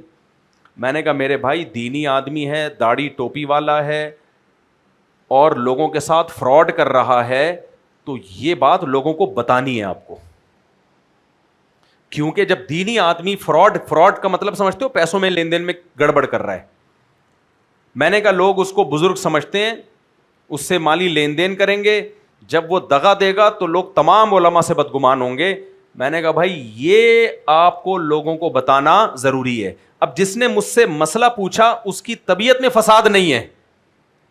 طبیعت میں فساد ہوتا مسئلہ نہیں پوچھتا, بس ایک بات سامنے آتی پوری دنیا میں پھیلا دیتا. اس کے دل میں اللہ کا خوف ہے. یہ مجھ سے پوچھ رہا ہے مسئلہ اس لیے کہ اس کو یہ ڈر ہے کہ میں نے نہیں بتایا تو کہیں قیامت میں اللہ مجھ سے نہ پوچھے, بتا دیا تو بھی میں الٹا لٹکا ہوا ہوں قیامت میں. یہ اپنی فکر میں ہم سے مسئلہ پوچھ رہا ہے. سمجھ میں آ رہی ہے بات کہ یار مجھ سے کہیں قیامت میں حساب تو نہیں ہوگا. تو میں نے اس کو مسئلہ بتایا جو علماء بتاتے ہیں, بھائی کوئی چھپ کے گناہ کر رہا ہے جو گناہ متعدی نہیں ہے, اس کا پرسنل معاملہ ہے, نجی معاملہ ہے, شریعت نے ہمیں حکم دیا اس کے گناہ پہ پردہ ڈالو. یہ سوشل میڈیا پہ لوگوں کی پرسنل ویڈیوز لیک ہو رہی ہوتی ہیں نا, اور لوگ بھر بھر کے آگے ویڈیو چلا رہے ہوتے ہیں. خوب اچھی طرح سمجھ لو, اتنا دوسرے کو ذلیل کرو جتنا چاہتے ہو کہ قیامت میں اللہ تمہیں ذلیل کرے. جو دوسروں کے عیبوں پہ پردہ ڈالتا ہے اللہ بھی اس کے عیبوں پہ پردہ ڈالتا ہے. سوشل میڈیا پہ کسی عورت کی کسی مرد کی کوئی پرسنل ویڈیو لیک ہو جائے, مزے لے لے کے اس کو پھیلایا جاتا ہے دنیا کے سامنے, چسکے لے لے کے پھیلایا جاتا ہے. اور پھیلانے والے اپنے بارے میں سمجھتے ہیں ہم جیسے دودھ کے دھلے ہوئے ہیں, خود پتہ نہیں کیا کیا کر رہے ہوتے ہیں. یہ وہ جرم ہے جو ناقابل معافی ہے کہ آپ نے کسی کی پرسنل زندگی کا کوئی عیب جو اس کا ذاتی عیب تھا دنیا کے سامنے نمایاں کر دیا. یہ حرام ہے, ناجائز ہے. لیکن اگر کوئی لوگوں کے ساتھ فراڈ کر رہا ہے یہ فراڈ ایک ایسا جرم ہے جو اس کی ذات تک محدود نہیں ہے، بلکہ اس کا اثر کس پہ جا رہا ہے؟ بولو، لوگوں پہ جا رہا ہے. یہاں بتانا پڑے گا. تو میں نے ان کو کہا، میں نے کہا آپ کو بتانا پڑے گا، اگر یقین ہے 100% بتاؤ. لوگ اس سے ہوشیار رہے ہیں. آج ایک کو بیوقوف بنایا، کل دوسرے کو بیوقوف بنا کے لاکھوں کھا گیا، اور ہے بھی داڑھی پگڑی والا، داڑھی ٹوپی والا، پتہ نہیں کتنوں کو بیوقوف بنائے گا. تو بتاؤ اس کے جرم کو لوگوں کے سامنے ثبوت کے ساتھ.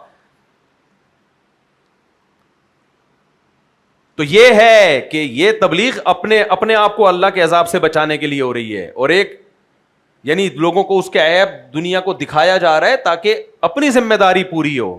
لیکن ہم جب کسی کا عیب اچھالتے ہیں اس لیے نہیں کہ ہماری کوئی ذمہ داری تھی جو پوری کرنی ہے، اپنی ٹھڑک ہے دوسرے کو ذلیل کرنے کی، وہ ٹھڑک ہم نے پوری کرنی ہوتی ہے. کیونکہ دوسرے کو ذلیل ہوتا ہوا دیکھ کے بڑا مزہ آتا ہے. آدمی کہتا ہے یار کیا ذلیل ہو گیا دنیا کے سامنے. یہ عیب کی، یہ سوسائٹی میں فساد کا ذریعہ ہے. لوگوں کے عیبوں کو اگر دنیا کے سامنے بیان کرنا شروع کر دیا جائے اور اللہ سب کے عیب دنیا کے سامنے لانا شروع کر دے. میرے بھائیو ایک مشہور مقولہ ہے نا، اس تالاب میں سب ہی ننگے. یہ لفظ یہ تھوڑا سا نامناسب ہے. یہ تو اللہ نے سب کے عیبوں پہ پردے ڈالے ہوئے ہیں، اور ہمیں بھی حکم دیا سب کے عیبوں کو چھپاؤ، تاکہ جب ایک دوسرے سے ملو عقیدت محبت کے ساتھ، یہ سمجھ کے کہ سامنے والا مجھ سے اچھا ہے، سامنے والا مجھ سے زیادہ نیک ہے، مجھ سے زیادہ ایماندار ہے، مجھ سے زیادہ نمازی ہے. جب یہ چیز سوسائٹی میں ہوگی تو محبتیں بڑھتی ہیں. اور جب سوسائٹی میں یہ ہوگا کہ وہ تو یہ کرتا ہوا پکڑا گیا تھا، وہ تو ایسا ہے، وہ تو ویسا ہے، تو نفرتیں پھیلیں گی. محبتیں مارکیٹ سے شارٹ. جب محبتیں مارکیٹ سے شارٹ ہوتی ہیں تو پھر لڑائیاں ہوتی ہیں آپس میں. پھر سوسائٹی میں کیا ہوتا ہے؟ بولو، فساد. تو پہلی چیز کیا ہے فساد سے بچانے کی؟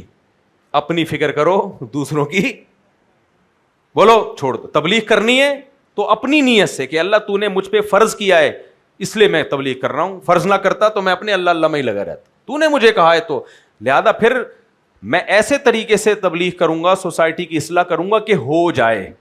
تبھی میں یہ جو کہتا ہوں نا، آج کل جو لوگ آ رہے ہیں نظام تبدیل کرو، نظام تبدیل کرو، ان سے پوچھا جائے کیا کریں، ہم کیسے تبدیل کریں؟ ہم بھی مانتے ہیں نظام تبدیل کرو، لیکن اس کا ہمارے پاس ایک پیکج ہے، اس طریقے سے تبدیل کرو. یہ کہتے ہیں نہیں گھڑم کر کے الٹ دو. تو اس سے سوسائٹی میں فساد پیدا ہو رہا ہے، نظام تبدیل نہیں ہو رہا. جب تک کوئی پیکج نہیں ہے نا آپ کے پاس، چپ کر کے بیٹھے رہو آرام سے، کوئی مثبت کام سوسائٹی میں کرو. یہ جب اس طرح کی باتیں کر رہے ہوتے ہیں، اس سے ملک میں انارکی پھیلنے کے علاوہ کچھ بھی حاصل نہیں ہوتا. تو لیبل اصلاح کا ہے، لیکن نتیجہ کیا نکل رہا ہے؟ فساد پھیل رہا ہے سوسائٹی میں. یہ ایسا ہی ہے، آپ کسی آدمی کو کہو اپنا داماد تبدیل کرو، وہ کہے میرے داماد نے کیا کیا ہے کہ یہ تمہارے داماد میں خرابی ہے، داماد تبدیل کرو. ابے تو پھر کوئی ایسا داماد لے کر آ جائے جس میں خرابی نہ ہو. سوائے طلاق دلوانے کے اور کوئی کام رہ گیا اس کا ہے؟ بھائی تو اصلاح کی بات کر. گٹکا کھاتا ہے، چرس پیتا ہے، بتا میں چرس چھڑوانے کی کوشش کروں گا، یہی ہوگا نا. بہو تبدیل کرو، بہو، ابے کیوں تبدیل کر لیں بہو؟ یہ خرابی ہے، یہ خرابی ہے. اس کا مطلب بھائی تو صرف فساد چاہتا ہے تو تبدیلی کی بات کرنی چاہیے، لیکن کوئی سوٹیبل پیکج تو ہو نا.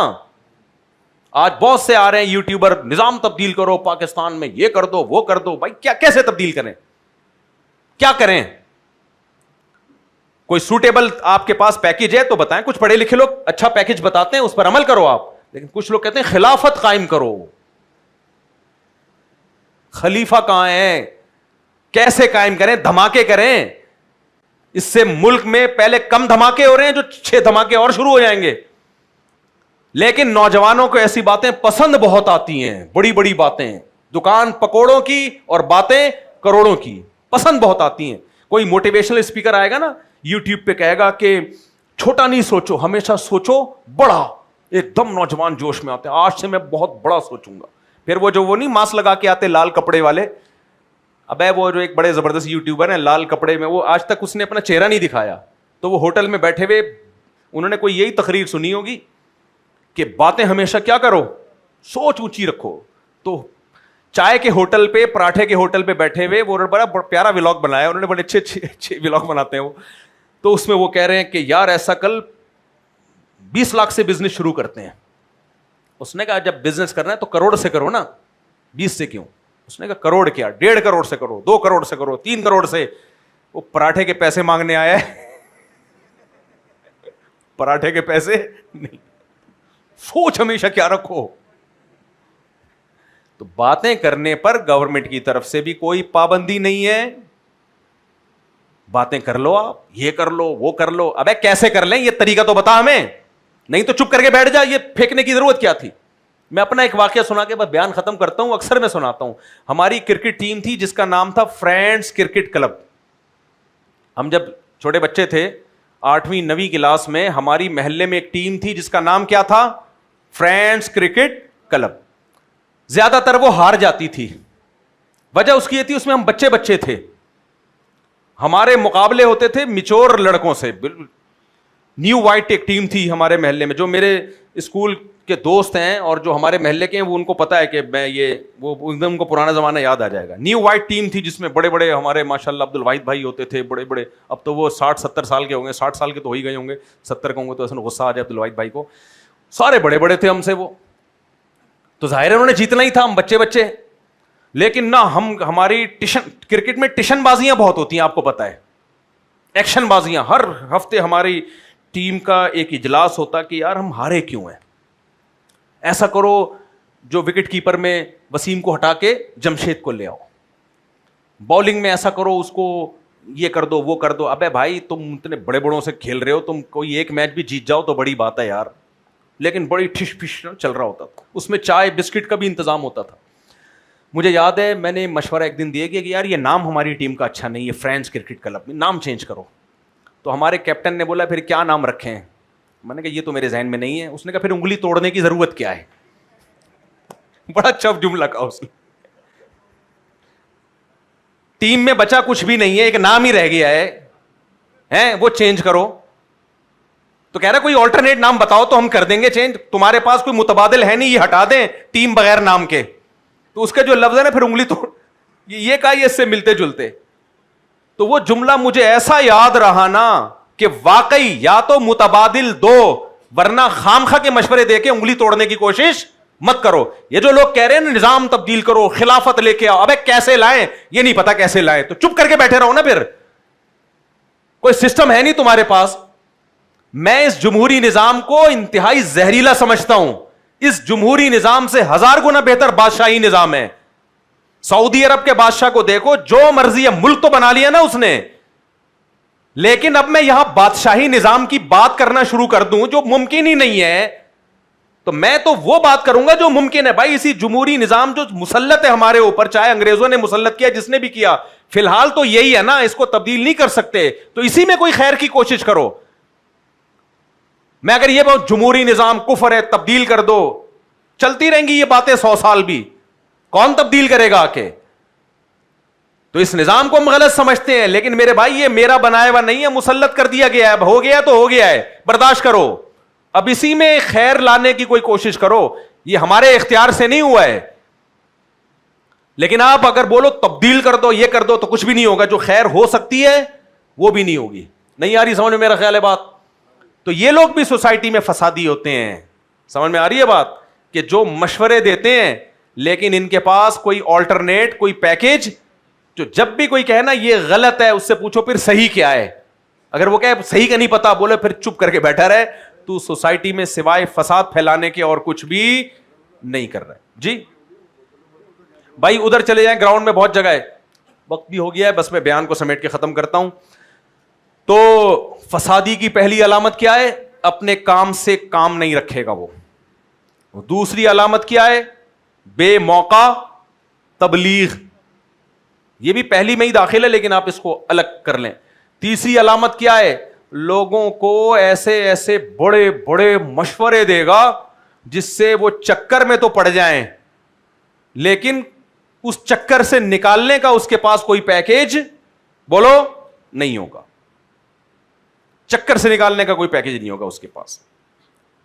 وہ ایک نابینا آدمی سفر کر رہا تھا, نابینا آدمی نا بیچارہ پیدل جا رہا تھا, تو ایک شخص نے دیکھا ایک آدمی اپنی بیوی کے ساتھ اونٹ پہ بیٹھا ہوا. اس نے نابینا پہ ترس کھا کے اس نابینا کو اپنے ساتھ پیچھے بٹھا لیا. اب بیوی آگے, شوہر بیگم کے ساتھ پیچھے, اور اس کے پیچھے کون بیٹھا ہوا ہے, ادھر توجہ رکھو بھائی, اس کے پیچھے کون بیٹھا ہوا ہے, نابینا. نابینا کو لفٹ دے دی. یہ دوسرے سٹی میں جا رہے تھے, پہلے زمانے میں لوگ جانتے نہیں تھے دوسرے شہر کے لوگ اس شہر کے لوگوں کو. جب یہ دوسرے شہر پہنچا تو نابینا کو شرارت سوجی.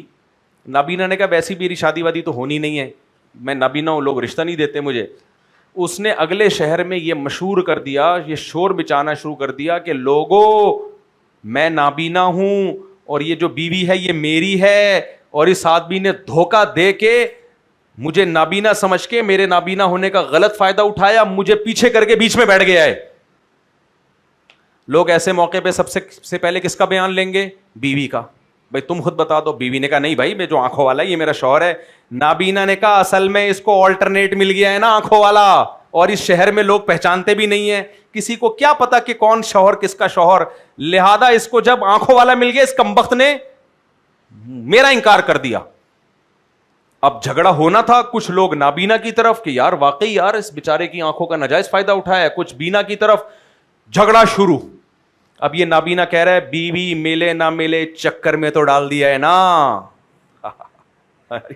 چکر میں تو یہ جو بات کرتے ہیں نا خلافت لاؤ, یہ کہتے ہیں خلافت آئے نہ آئے چکر میں تو ڈال دیے ہم نے, چکر میں تو ڈال دیا ہے. ملک میں اور دھماکے ہوں گے اس کے بعد, ملک میں اور نفرتیں پھیلیں گی, ملک کا دفاع اور کمزور ہوگا. تو جو اسلام دشمنوں کا مقصد تھا وہ بہرحال حاصل ہو گیا. تو اس لیے فسادیوں سے ہوشیار رہو. تو فسادیوں کی میں نے چند علامتیں بتائی ہیں, فسادیوں کی ٹوٹل علامتیں بتائے بغیر میں دنیا سے چلا گیا تو ایک حسرت رہے گی. آپ دعا کرو اللہ مجھے اتنی زندگی دے, اور اتنی فائدہ مند ہوگی نا یہ علامتیں, آپ کو صبح و شام اپنے ارد گرد نظر آنا شروع. سب سے پہلے آپ کو اپنے آپ نظر آئے گا, بھائی میں بھی فسادی نکلا ہوں, صحیح ہے نا, یہ تو میں بھی کیا نکلا, فسادی نکلا. اللہ تعالیٰ عمل کی توفیق عطا فرمائے. وقت پورا ہو چکا ہے. ارشاد. صاحب جیسا کہ آپ نے بیان میں فرمایا کہ یقیناً موقع دیکھنا چاہیے بات کرنے کا, ہاں جو بھی اگر کوئی اصلاح کی بات کرنا چاہتا ہے یقیناً موقع دیکھنا چاہیے. لیکن جب کوئی آپ حضرات ممبر کے اوپر بات کرتے ہیں یا کوئی تبلیغی ساتھی کوئی بات کر رہا ہوتا ہے تو اس کے اندر ترغیب کے اندر کوئی بات کہی جاتی ہے, تو اب اس بات کا کیا لحاظ رکھا جائے کہ اگر یہ بات, ایک تو یہ ہوتا ہے نا کہ کسی سے یہ کہا جائے انگلی اٹھا کے کہ تو فجر میں کیوں نہیں آتا, تو یہ تو غلط ہے. لیکن ایک ترغیبی بات چل رہی ہے کہ بھائی یہ جو فجر میں جو ہے نا ساتھیوں کی غفلت ہے اس کو دور کیا جائے. تو اب اس کے اندر 10 12 15 20 ساتھی بیٹھے ہوئے ہیں اور وہ بات جن کے اوپر فٹ ہو رہی ہے وہ اس کو برا مان رہے ہیں, اور وہ ان کا یہ لحاظ رکھتے ہوئے وہ کہ یہ برا مانیں گے, وہ حق بات نہ کہے تو جرم کس کا ہے. دوسری بات یہ کہ جیسے آپ حضرات ممبر کے اوپر بات کرتے ہیں, کبھی آپ نے حرام کے اوپر بات کر دی, کبھی آپ نے شراب پہ بات کر دی, کبھی کسی نے جو ہے نا کسی کا حق کھایا ہوا اس کے اوپر بات کر دی, کبھی کسی کے لین دین پہ بات کر دی. تو وہ اگر اس بات کا لحاظ رکھیں کہ اس مجمع میں تو سارے بیٹھے ہوئے ہیں, شرابی بھی بیٹھے ہوئے ہیں اور جو ہے نا زانی بھی بیٹھے ہوئے ہیں, تو اگر ان باتوں کا لحاظ رکھتے ہوئے یہ بات نہیں کیا ہے تو قصوروار کون ہوگا, بات کرنے والا. جی نہیں, اس موقع پہ بات کرنے والا قصوروار نہیں ہوگا, اس لیے کہ تو عمومی مجلس میں بات کر رہے ہیں نا. جی نقصان جب ہوتا ہے جب کسی کو اشارہ کر کے کہا جائے جی کہ تو غلط ہے, تو اس سے پھر نقصان ہوتا ہے. نہیں تو اس بات کا تو لحاظ نہ کیا جائے نا کہ اس مجلس کے اندر جو نہیں, اس کا لحاظ نہیں کرنا چاہیے. مجلس میں تو لوگ بیٹھے ہوتے ہیں تبھی تو بیان کیا جاتا ہے. جی عمومی بات تو کرنی چاہیے. اچھا بھائی, پاکستان کے نظام جمہوری سے علماء کرام اسلامی نظام کے حوالے کی بات کریں جب ممکن ہی نہیں. پاکستان نظام جمہوری ہے, اس میں علماء کرام اسلامی نظام کے حوالے سے پھر کیوں بات کرتے ہیں جبکہ یہ ممکن ہی نہیں ہے. یہ بات غلط ہے کہ جمہوریت میں اسلام لانا ممکن ہی نہیں ہے, یہ بات غلط ہے. پہلے تو میرا پورا جمہوریت کے بارے میں جو بیان ہوا ہے وہ سنیں, ابھی اس کے ساتھ اس کو اٹیچ کریں. آدھا کلپ چلا دیتے ہیں لوگ, اس سے غلط میسج جاتا ہے. میں اس جمہوری نظام کے بالکل حق میں نہیں ہوں, اس سے 100 گنا بہتر بادشاہی نظام ہے جو سعودی عرب وغیرہ میں ہے. تو ان کے ملک کا حال دیکھو اور اپنے ملک کا حال دیکھو, کیونکہ گورنمنٹ اسٹیبل ہی نہیں ہو پاتی ہے کچھ, اور پھر ہر شخص اس کو پتہ ہے 5 سال میں نے نکالنے ہیں تو اپنا پیٹ بھرنے میں لگا رہے گا, ملک کے لیے کیا کرے گا وہ. بادشاہ کو کم از کم یہ تو پتہ ہوتا ہے کہ میرا ملک ہے اور ہمارا ہی خاندان ہوگا تو یہ ملک سکون میں ہوگا تو ہم بھی سکون میں ہوں گے, تو وہ کہتا ہے خود بھی مزے کرو ہمیں بھی مزے کرنے دو. جمہوری نظام میں تو کہتے ہیں ہمیں مزے کرنے دو, ملک کی ایسی کی تیسی. لیکن یہ کہنا کہ جمہوری نظام میں اسلام لانا ممکن ہی نہیں ہے, یہ غلط ہے, کیونکہ ملک چلتا ہے آئین پہ. بادشاہی نظام میں خوبی تو ہے جو میں نے بتائی, لیکن خامی بھی ہے. وہ یہ کہ بادشاہ کی جس دن کھوپڑی گھومی وہ پورے ملک کو سیکولر کر دے گا, کوئی پوچھنے والا نہیں ہے اس کو. لیکن ہمارے سسٹم میں حکومت اصل میں آئین کی ہوتی ہے یا ہونی چاہیے آئین کی, تو اس حکومت کو بھی پابند کیا جا سکتا ہے کہ آپ آئین کے پابند ہو. تو اس لیے یہ ایک پازیٹیو چیز ہے بادشاہی نظام کی نسبت. تو کیونکہ آئین ہمیں سپورٹ کر رہا ہے, آئین میں لکھا ہوا ہے کہ قرآن و سنت کے اگینسٹ کوئی قانون نہیں بنے گا, تو آئین کی شق کو بنیاد بنا کے پاکستان کو اسلامائزیشن کی طرف لایا جا سکتا ہے. لیکن لائے گا کون؟ 3 لوگ ہوتے ہیں جو ملک میں اثر ڈالتے ہیں, عدلیہ ہے, بیوروکریٹس ہیں, اور عدلیہ ہے, بیوروکریٹس ہے, اور ہمارے جو سیاسی لیڈر ہوتے ہیں. سمجھ آ رہی ہے بات؟ اور چوتھی اور نمبر پہ اسٹیبلشمنٹ. اصل میں تو وہی ہے, لیکن چلو ہم 4 باتیں فرض کر لیتے ہیں چوتھے نمبر پہ. سمجھ آ؟ تو اب اس میں آپ ایسے ادارے بناؤ جس میں بیوروکریٹس تیار کرو. آپ اس پہ کسی نے پہلے کام کیا نہیں کیا, نعرے لگائے پاکستان میں اسلام آئے گا. بھائی میں نے کہا نا, گراؤنڈ ریئلٹی سے جو چیز اس کے مطابق ہو تو وہ کام بھی اس کے مطابق ہونا چاہیے نا. تو پہلی بات افراد ایسے تیار کرنا, تو ایسے اسکولز بھی ہونے چاہیے, ایسے کالج بھی ہونے چاہیے, ایسی یونیورسٹیاں بھی ہونی چاہیے جو علماء کے شیلٹر میں جہاں لوگ تیار ہوں, اور تاکہ پھر وہ جائیں بڑے بڑے اداروں پہ. تو اس سے آپ کے عدلیہ کا مسئلہ اور بیوروکریٹس کا مسئلہ حل ہو جائے گا. فوج میں آپ اپنے لوگ بھیجیں. دیکھو فوج میں ہم لوگ کہتے ہیں فلاں فلاں فلاں فلاں مسلک کے فرقے کے لوگ گئے ہوئے ہیں بہت زیادہ, تو آپ کو کس نے پابندی لگائی, آپ کیوں نہیں بھیجتے؟ ہم نے اس طرز پہ کام کرنے کی کوشش ہی نہیں کی ہے. ایک چیز رہ جاتی ہے سیاست, وہ ہمارے کنٹرول میں نہیں ہے. چلو ایک چیز پہ کمپرومائز کر لو, سیاستدان ہم نہیں لا سکتے, وہ جنہوں نے لانا ہے وہ آپ کو پتا وہی لے کر آتے ہیں. ملک میں جمہوریت اس حوالے سے بالکل تیل لینے گئی بھی ہے. تو یہ ایک فالٹ کو ہم ٹھیک نہیں کر سکتے, لیکن یہ بھی ٹھیک ہو سکتا ہے جب اسٹیبلشمنٹ میں ہمارے لوگ چلے جائیں. کیا خیال ہے؟ تو اس لیے جو جامعۃ الرشید اور بہت سے علماء کی جو محنت ہے, صرف جامعۃ الرشید اکیلا نہیں ہے, اور بہت سارے علماء کا اس میں یہ موقف ہے کہ یونیورسٹیاں بھی علماء کو بنانی چاہیے, کالجز بھی علماء کو بنانے چاہیے, اسکولز بھی علماء کو بنانے چاہیے, یا علماء جیسے لوگوں کو بنانے چاہیے. علماء نہ بھی بنائیں, ان کی سرپرستی ہو تو وہ لوگ بنائیں, اور پھر اس کا رزلٹ 40-50 سال کے بعد نکلے گا یا 20-30 سال کے بعد نکلے گا. نکلنا تو 10 سال میں ہی شروع ہو جائے گا. تو جو سوٹیبل کوشش ہے وہ ہم نے کی نہیں ہے. ہم چاہتے ہیں بٹ دھڑام سے نظام بدل جائے, تو ایسا ہوتا نہیں ہے. تو یہ ایسا ہوتا نہیں ہے. یہ جو رہا سا نظام ہے اس کے ابھی بیڑا غرق ہو جائے گا, نتیجہ یہ نکلے گا.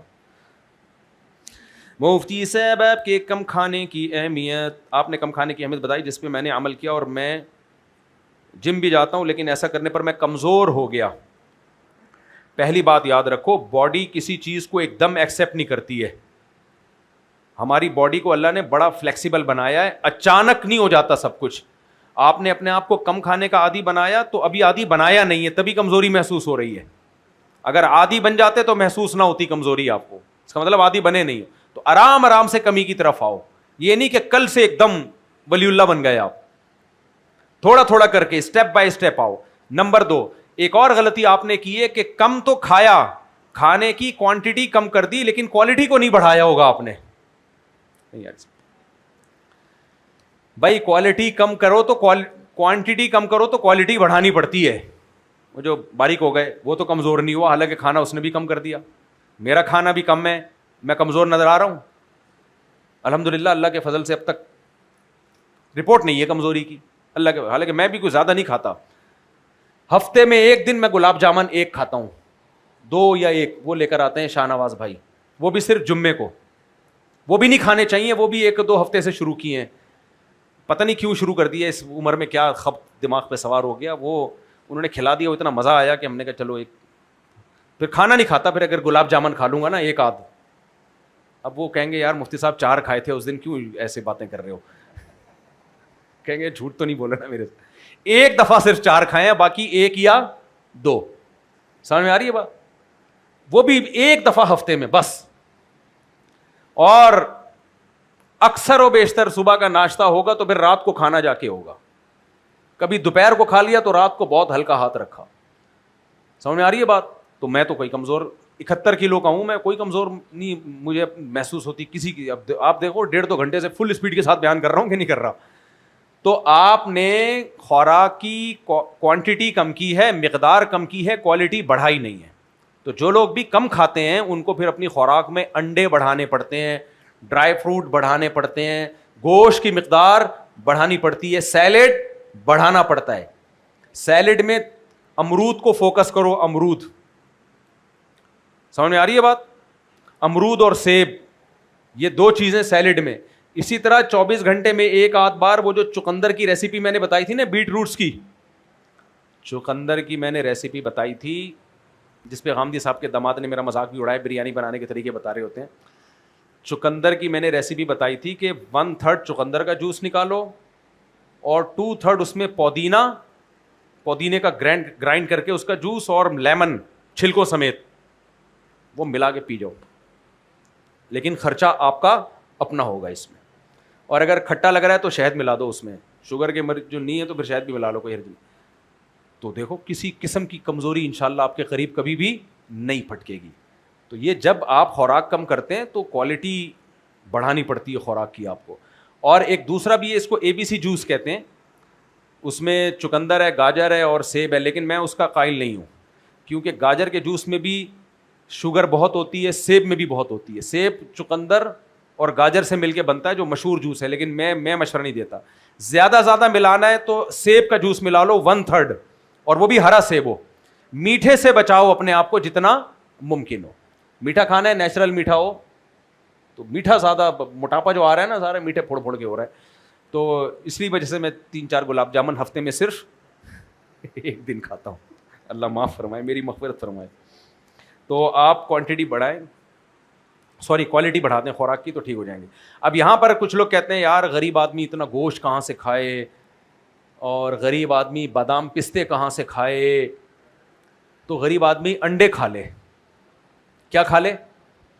انڈا جو ہے نا سب چیزوں کا باپ ہے. انڈا کیا ہے؟ دیکھو انڈے سے چوزے نے بننا ہوتا ہے, اور چوزے میں سب کچھ ہوتا ہے کہ نہیں ہوتا, تو وہ انڈے میں سب کچھ اللہ نے پہلے سے رکھ دیا ہے. تو انڈے منڈے پھوڑ دیا کرے.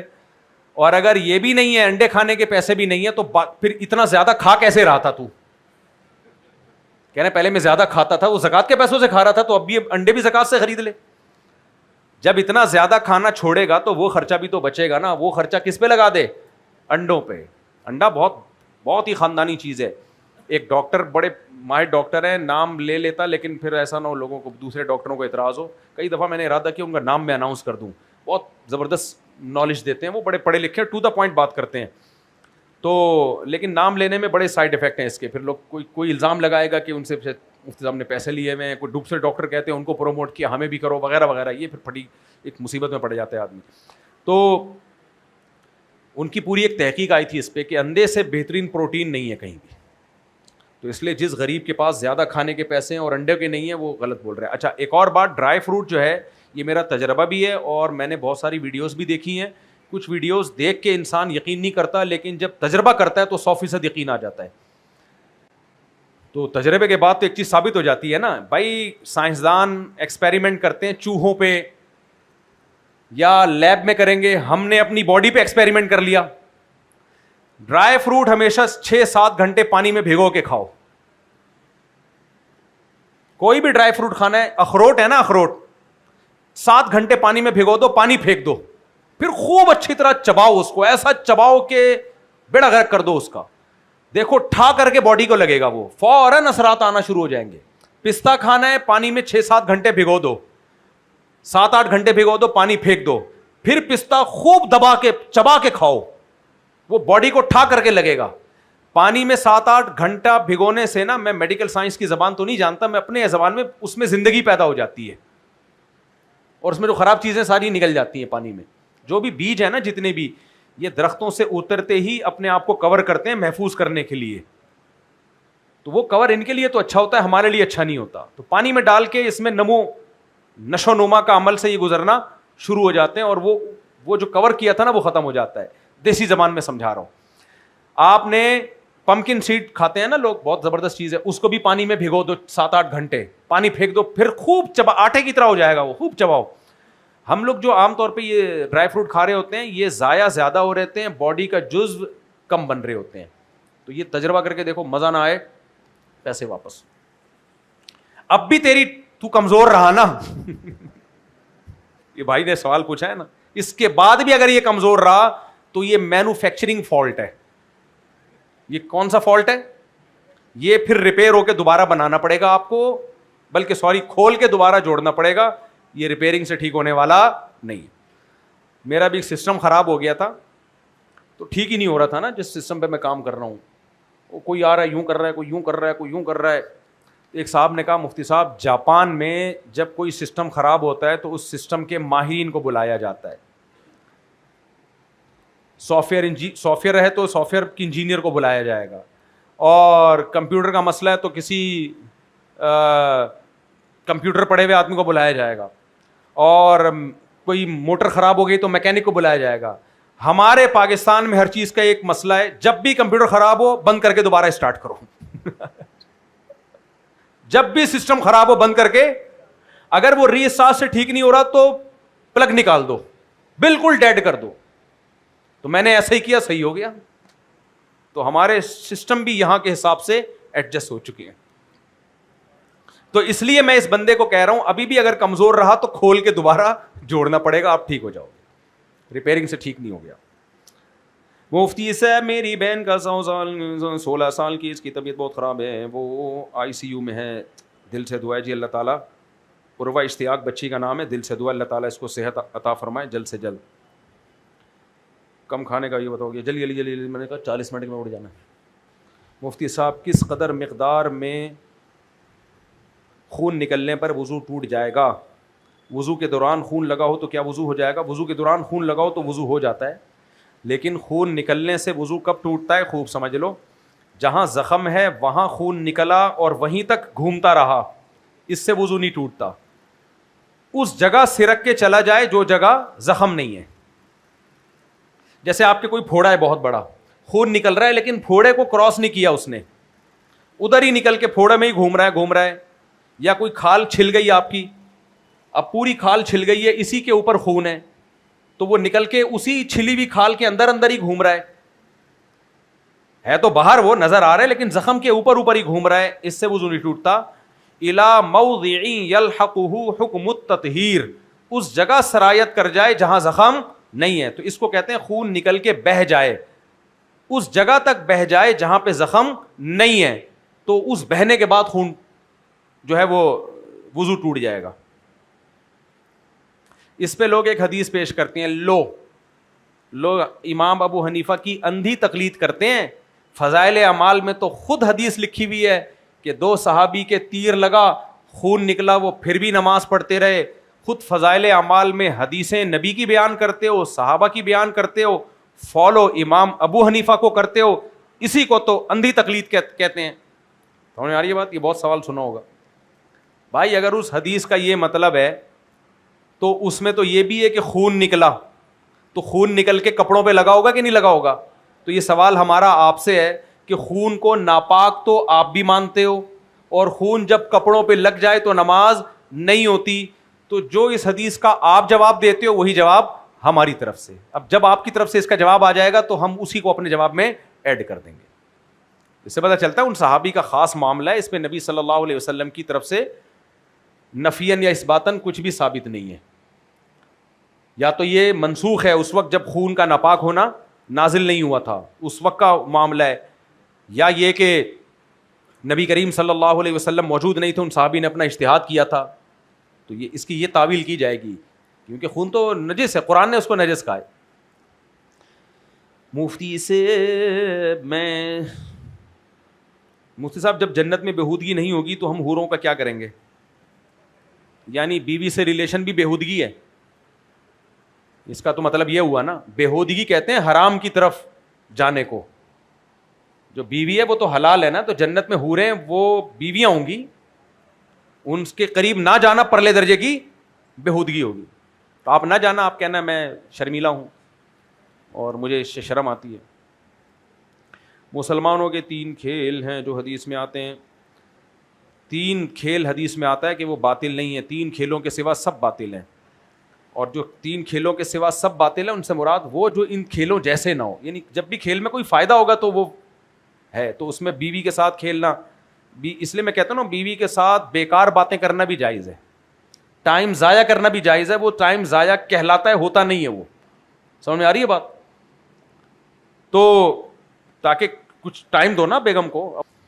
دوسرا تیر اندازی ہے, تیسرا گھڑ سواری ہے. اچھا میرے بوئی, رفیعت الاقلام وجفت الصحف کا کیا مطلب ہے؟ تقدیر کا مسئلہ کئی بار بیان کر چکا ہوں, ابھی وقت چھوڑا ہے. آپ سے یہ پوچھنا ہے کہ آپ کی مسجد زیر تعمیر ہے, ہم اس کے لیے سیمنٹ کی بوری دینی ہے. بھائی سیمنٹ کی بوری پہلے بھی کچھ لوگوں نے دی ہوئی ہے, لیکن سیمنٹ ابھی استعمال ہونا شروع ہی نہیں ہوا ہے نا. جب استعمال ہونا شروع ہو تو پھر آپ جتنی, ابھی تو کھدائی کا کام ہو رہا ہے, تو اس لیے سیمنٹ جنہوں نے دینا ہے, جب تعمیری کام شروع ہوگا نا, ابھی تو تخریبی کام ہو رہا ہے نا, پرانی عمارت کو گرایا جا رہا ہے, تو جیسے ہی تعمیری کام ہوگا تو پھر آپ ضرور سیمنٹ کی بوریاں دیں. سبحان اللہ, اللہ آپ کے لیے صدقہ جاریہ بنائے. آپ سے ایک مسئلہ پوچھنا ہے کہ ہمارے گھر سے تعویذ نکلے ہیں, ہم اس کا کیا کریں؟ کچھ بھی نہ کریں, اٹھا کے پھینک دیں. میرے گھر سے خود تعویذ نکلے, میں تو اٹھا کے پھینک دیا, کچھ بھی نہیں ہوا. اور 15 سال 20 سال پہلے نکلے تھے, 20 سال تک فٹ فاٹ چل رہا ہوں. اس کے بعد میں نے شادی اور بھی کی ہے. سمجھ میں آ رہی ہے بات؟ اس سے پتہ چلتا ہے کہ تعویذ کو اگر پھینک دیا جائے تو الٹا اثر ہونا شروع ہو جاتا ہے اس کا. تو لفٹ نہیں کرایا کرو تعویذ کو, فلیتوں کو, پلیتوں کو, ان چیزوں کو لفٹ نہیں کرایا کرو. بولے صحیح ہے. میں تو لوگوں سے کہتا ہوں لاؤ تعویذ دو, میں اپنے شلوار کے نیفے میں رکھ لیتا ہوں یار, پرچیاں ہیں, کچھ بھی نہیں ہوتا ان سے, پرچیاں. السلام علیکم. وعلیکم السلام. مسئلہ یہ ہے کہ میں ایک ریسٹورینٹ کی جاب کرتا ہوں اور پرچیزنگ ڈپارٹمنٹ میں ہوں. ماشاء اللہ. تو مجھے معلوم ہوتا ہے کہ کل کیا کیا چیزوں کی ضرورت ہوگی. تو مجھے مالکان کی طرف سے تو پیسے نہیں ملتے, تو میں اپنی جیب کے پیسوں سے وہ مال خرید کے لے جاتا ہوں جی, کہ بھائی کل اس چیز کی ضرورت پڑے گی, پرسوں اس چیز کی ضرورت ہے. تو اس مال پہ میرے لیے پروفٹ رکھنا جائز ہے یا نہیں؟ نہیں, کیونکہ آپ ہوٹل کی طرف سے وکیل ہیں, نمائندے ہیں, تو وکیل خود اپنی جیب میں پروفٹ نہیں رکھ سکتا. وہ جس کے پیسوں سے چیزیں خرید رہا ہے یا بعد میں جس سے اس نے پیسے لینے ہیں, وہ سارا پروفٹ اسی کے پاس جائے گا. یہ ایسا عام روٹین میں جب ہوتا ہے, میں نے کسی کو بھیجا یا آپ نے کسی کو بھیجا, جا بھائی جا کے دکان سے 1 کلو گوشت لیا, یا کسی نے بھی بھیج دیا, اب یہ گیا ہے, اب یہ جب گوشت خریدے گا تو گوشت کے پیسے اس سے لے گا جس نے اس کو بھیجا ہے. گوشت والا اس کا جاننے والا نکل آیا, اس نے کہا یہ 1000 کا میں تجھے 500 کا دیتا ہوں, تو یہ ڈسکاؤنٹ جیب میں رکھ کے پتلی گلی سے نکل لیتا ہے. یہ جائز نہیں ہے. یہ ڈسکاؤنٹ کس کی جیب میں جائے گا؟ جس نے آپ کو بھیجا ہے, اگرچہ وہ اس کا کچھ نہیں لگتا. سمجھ میں آ رہی ہے بات؟ تو جب بھی آپ کسی کے وکیل یا نمائندے بن کے کوئی کام کر رہے ہوتے ہیں, تو پیڑے بھی پھر وہ کھائے گا جس نے آپ کو نمائندہ بنایا ہے, کیونکہ پیسہ اس کا خرچ ہو رہا ہے, تو اس سے فائدہ بھی وہ اٹھائے گا.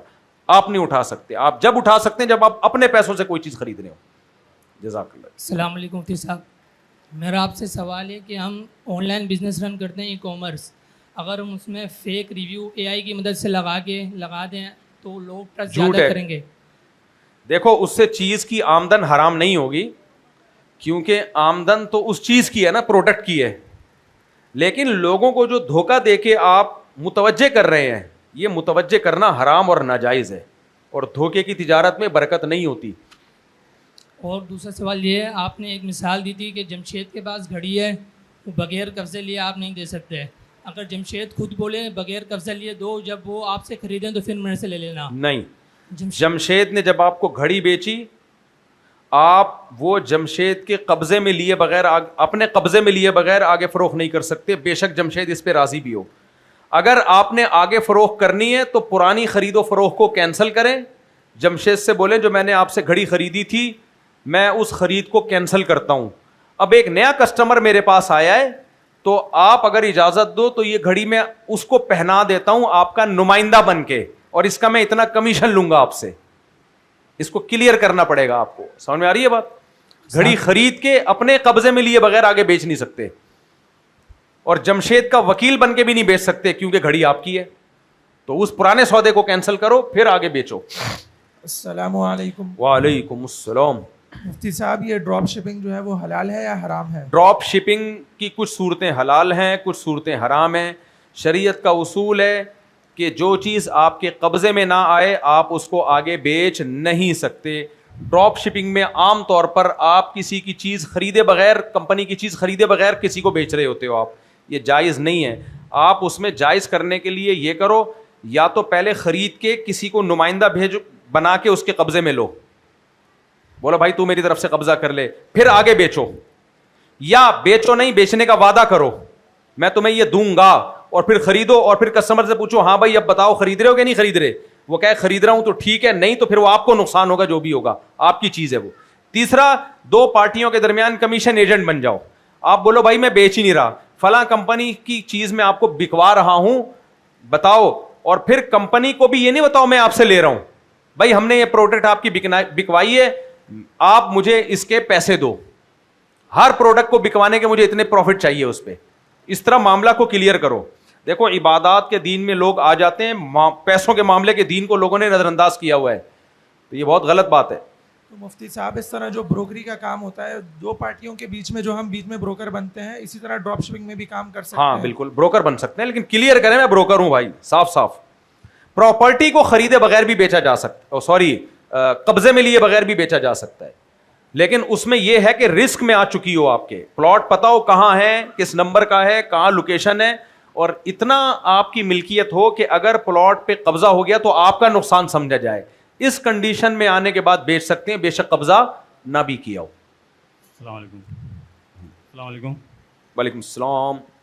اگر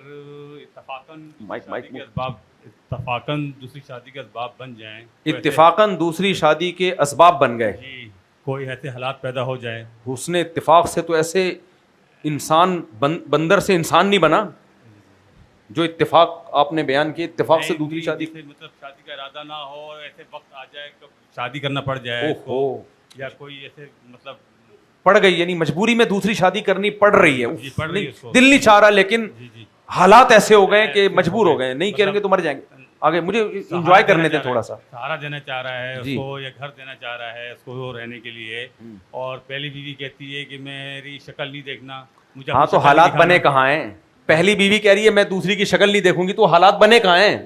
نہیں میں تو سمجھ رہا ہوں حلوہ رکھ کے پلیٹ میں رشتہ مل گیا ہے, سب راضی ہیں. نہیں, دوسری اگر وہ کرنا چاہ رہے ہیں شادی تو چھپ کے بتا کے کرنا چاہیے یا چھپ کے کرنا چاہیے. پہلے بات تو آپ کم از کم 2 مہینے کے روزے رکھیں اس بات پہ کہ آپ نے جو مجھے بلا وجہ خوش کیا کہ دوسری شادی کے حالات پیدا ہو گئے. حالات کبھی بھی دوسری شادی کے پیدا ہوتے ہی نہیں ہیں. شادی کرنا چاہ رہا ہے دوسری بندہ, ہاں بس چاہ رہا ہے, وہ تو ہر مسلمان چاہ رہا ہے. حالات تھوڑی, پہلی والی سے کیا اجازت لینا پڑے گی؟ نہیں اجازت لینی پڑے گی. وہ کہتی مجھے شکل نہ دکھانا, تو نہ دکھانا شکل, وہ اگر کہے مجھے شکل دکھاؤ پھر بھی نہ شکل دکھانا دوسری کی اس کو. ہاں وہ اگر کہے مجھے شکل دکھاؤ نا, اپنی دکھا دیا, یعنی آپ تو میرے لیے قابل احترام ہے, یعنی جو مرد ہے جو کر رہا ہے وہ اپنی شکل دکھا دے بیگم کو, اور وہ دوسری کے بعد تھوڑی سی چینج ہو چکی ہوگی, بغیر بتائے مطلب نکاح کر سکتا ہے. ہاں کر سکتا ہے. اچھا جائز. دوسری شادی کے لیے اللہ نے پہلی بیوی کی اجازت کو شرط نہیں قرار دیا, عدل کو شرط قرار دیا کہ دونوں کے برابر حقوق ادا کرو, راتیں برابر گزارو. اگر وہ یہ کہے کہ آپ دوسرا نکاح کرنا چاہتے ہو مجھے چھوڑ دو, مجھے طلاق, نہیں چھوڑو نہیں اس کو, وہ جذبات میں کہتی ہے, نہیں چھوڑو, وہ جذبات میں کہے گی کچھ دن چلاؤ اس کو, بلکہ اب زندگی بھر ایسے ہی چلے گا. اجازت کی ضرورت نہیں ہے. نہیں اجازت. السلام علیکم. جی السلام علیکم. وعلیکم السلام. مفتی صاحب ابھی میری جو ہے نا 1.5 مہینے پہلے انگیجمنٹ ہوئی تھی, منگنی ہوئی تھی, تو میرے سسرال سے میرے کو کپڑے دیے تھے انہوں نے نا, تو وہ خالی منگنی کے دن ہی کپڑے پہنے تھے, تو اس کے بعد سے جو ہے نا کپڑے گھر سے غائب ہو گئے. اوہو, تو منگنی کے کپڑے تھے آپ نے پہنے اور کپڑے گھر سے غائب ہو گئے. جی, تو کسی سے جو ہے نا ہماری خالہ نے, جو عالم وغیرہ عورت ہوتی ہیں جو بابا وغیرہ کرتی ہیں, جادو, جی جی جی, تو ان سے پوچھا تو انہوں نے کہا ہے کہ اب وہ جو ہے نا خود ہی کپڑے تمہارے گھر پر آ جائیں گے. تو جیسی وہ کپڑے آیا تو اسے پہننا نہیں, سمندر میں بہا دینا. یعنی وہ کسی نے جادو کے لیے تاکہ آپ کا رشتہ ٹوٹے یہاں سے. اب وہ کپڑے خود بخود ہی آئیں گے, انہوں نے ایسا کہا تھا. جب وہ کپڑے خود بخود ہی آئیں آپ ان کو پہنو تو خود بخود ہی ہر جگہ جا سکو گے آپ. ان کپڑوں جیسے شلوار میں آپ ٹانگیں ڈالو گے تو چلنا نہیں پڑے گا آپ کو, شلوار خود ہی چلے گی. ایسے کپڑے تو مجھے دے دو میرے بھائی. تو مفتی ابے تم اتنے عرصے سے بیان سن رہے, ابھی تک تمہارا نظریہ نہیں بنا ہے. نہیں مفتی صاحب, وہ ہماری خالہ نے پوچھا تھا ان تو سے. خالہ, پھر خالہ سے ہی باقی باتیں پوچھا کرو جا کے, مجھ سے کیوں پوچھ رہے ہو؟ تو ابھی آپ سے یہ پوچھنا کچھ نہیں ہے, ان کو پہنو گھومو پھرو, کچھ نہیں ہوتا. تعویذ بھی نکلے نا نیفے سے تو بھی انہی کپڑوں کو پہنو, ایسی کی تیسی. جاؤ بس یار, وہ 1-2 سوال اور لے لیتے ہیں. السلام علیکم مفتی صاحب. کیا مسجد کا ملبہ مسجد کی قیمت میں، یعنی جو کنسٹرکشن کی قیمت میں جاتا ہے. آج کل جتنے بھی ٹھیکیدار ہیں، کوئی بھی جب کنسٹرکشن کا کام کرتے ہیں تو جو کچھ گرانا ہوتا ہے وہ کہتے ہیں یہ ملبہ ہمارا ہوگا، اس کے بدلے میں ہم یہ کھدائی کریں گے. یہ کانٹریکٹ عام طور پر ہوتا ہے، بلکہ کچھ اضافی پیسے بھی دے رہے ہوتے ہیں، تو مسجد ہی کے کام میں استعمال ہو جاتا ہے وہ ملبہ. السلام علیکم مفتی صاحب. وعلیکم السلام. University of engineering and technology Peshawar سے جماعت آئی ہے یہاں پر، کل انشاءاللہ صبح جائے گی. ماشاءاللہ یہاں سے دور جائے گی ماشاءاللہ. مجلس کے بعد تھوڑی سی دیر کے لاب سے ابھی آ جائیں، مسافہ کر لیں جلدی جلدی نا. سارے جماعت والے آ جائیں جلدی جلدی آ جائیں. اتنے میں ہم سوالات بھی پوچھ لیں گے، 2-4 اور نمٹا دیں گے. اللہ خوش رکھے. ماشاءاللہ ماشاءاللہ ماشاءاللہ. السلام علیکم. السلام علیکم. السلام السلام.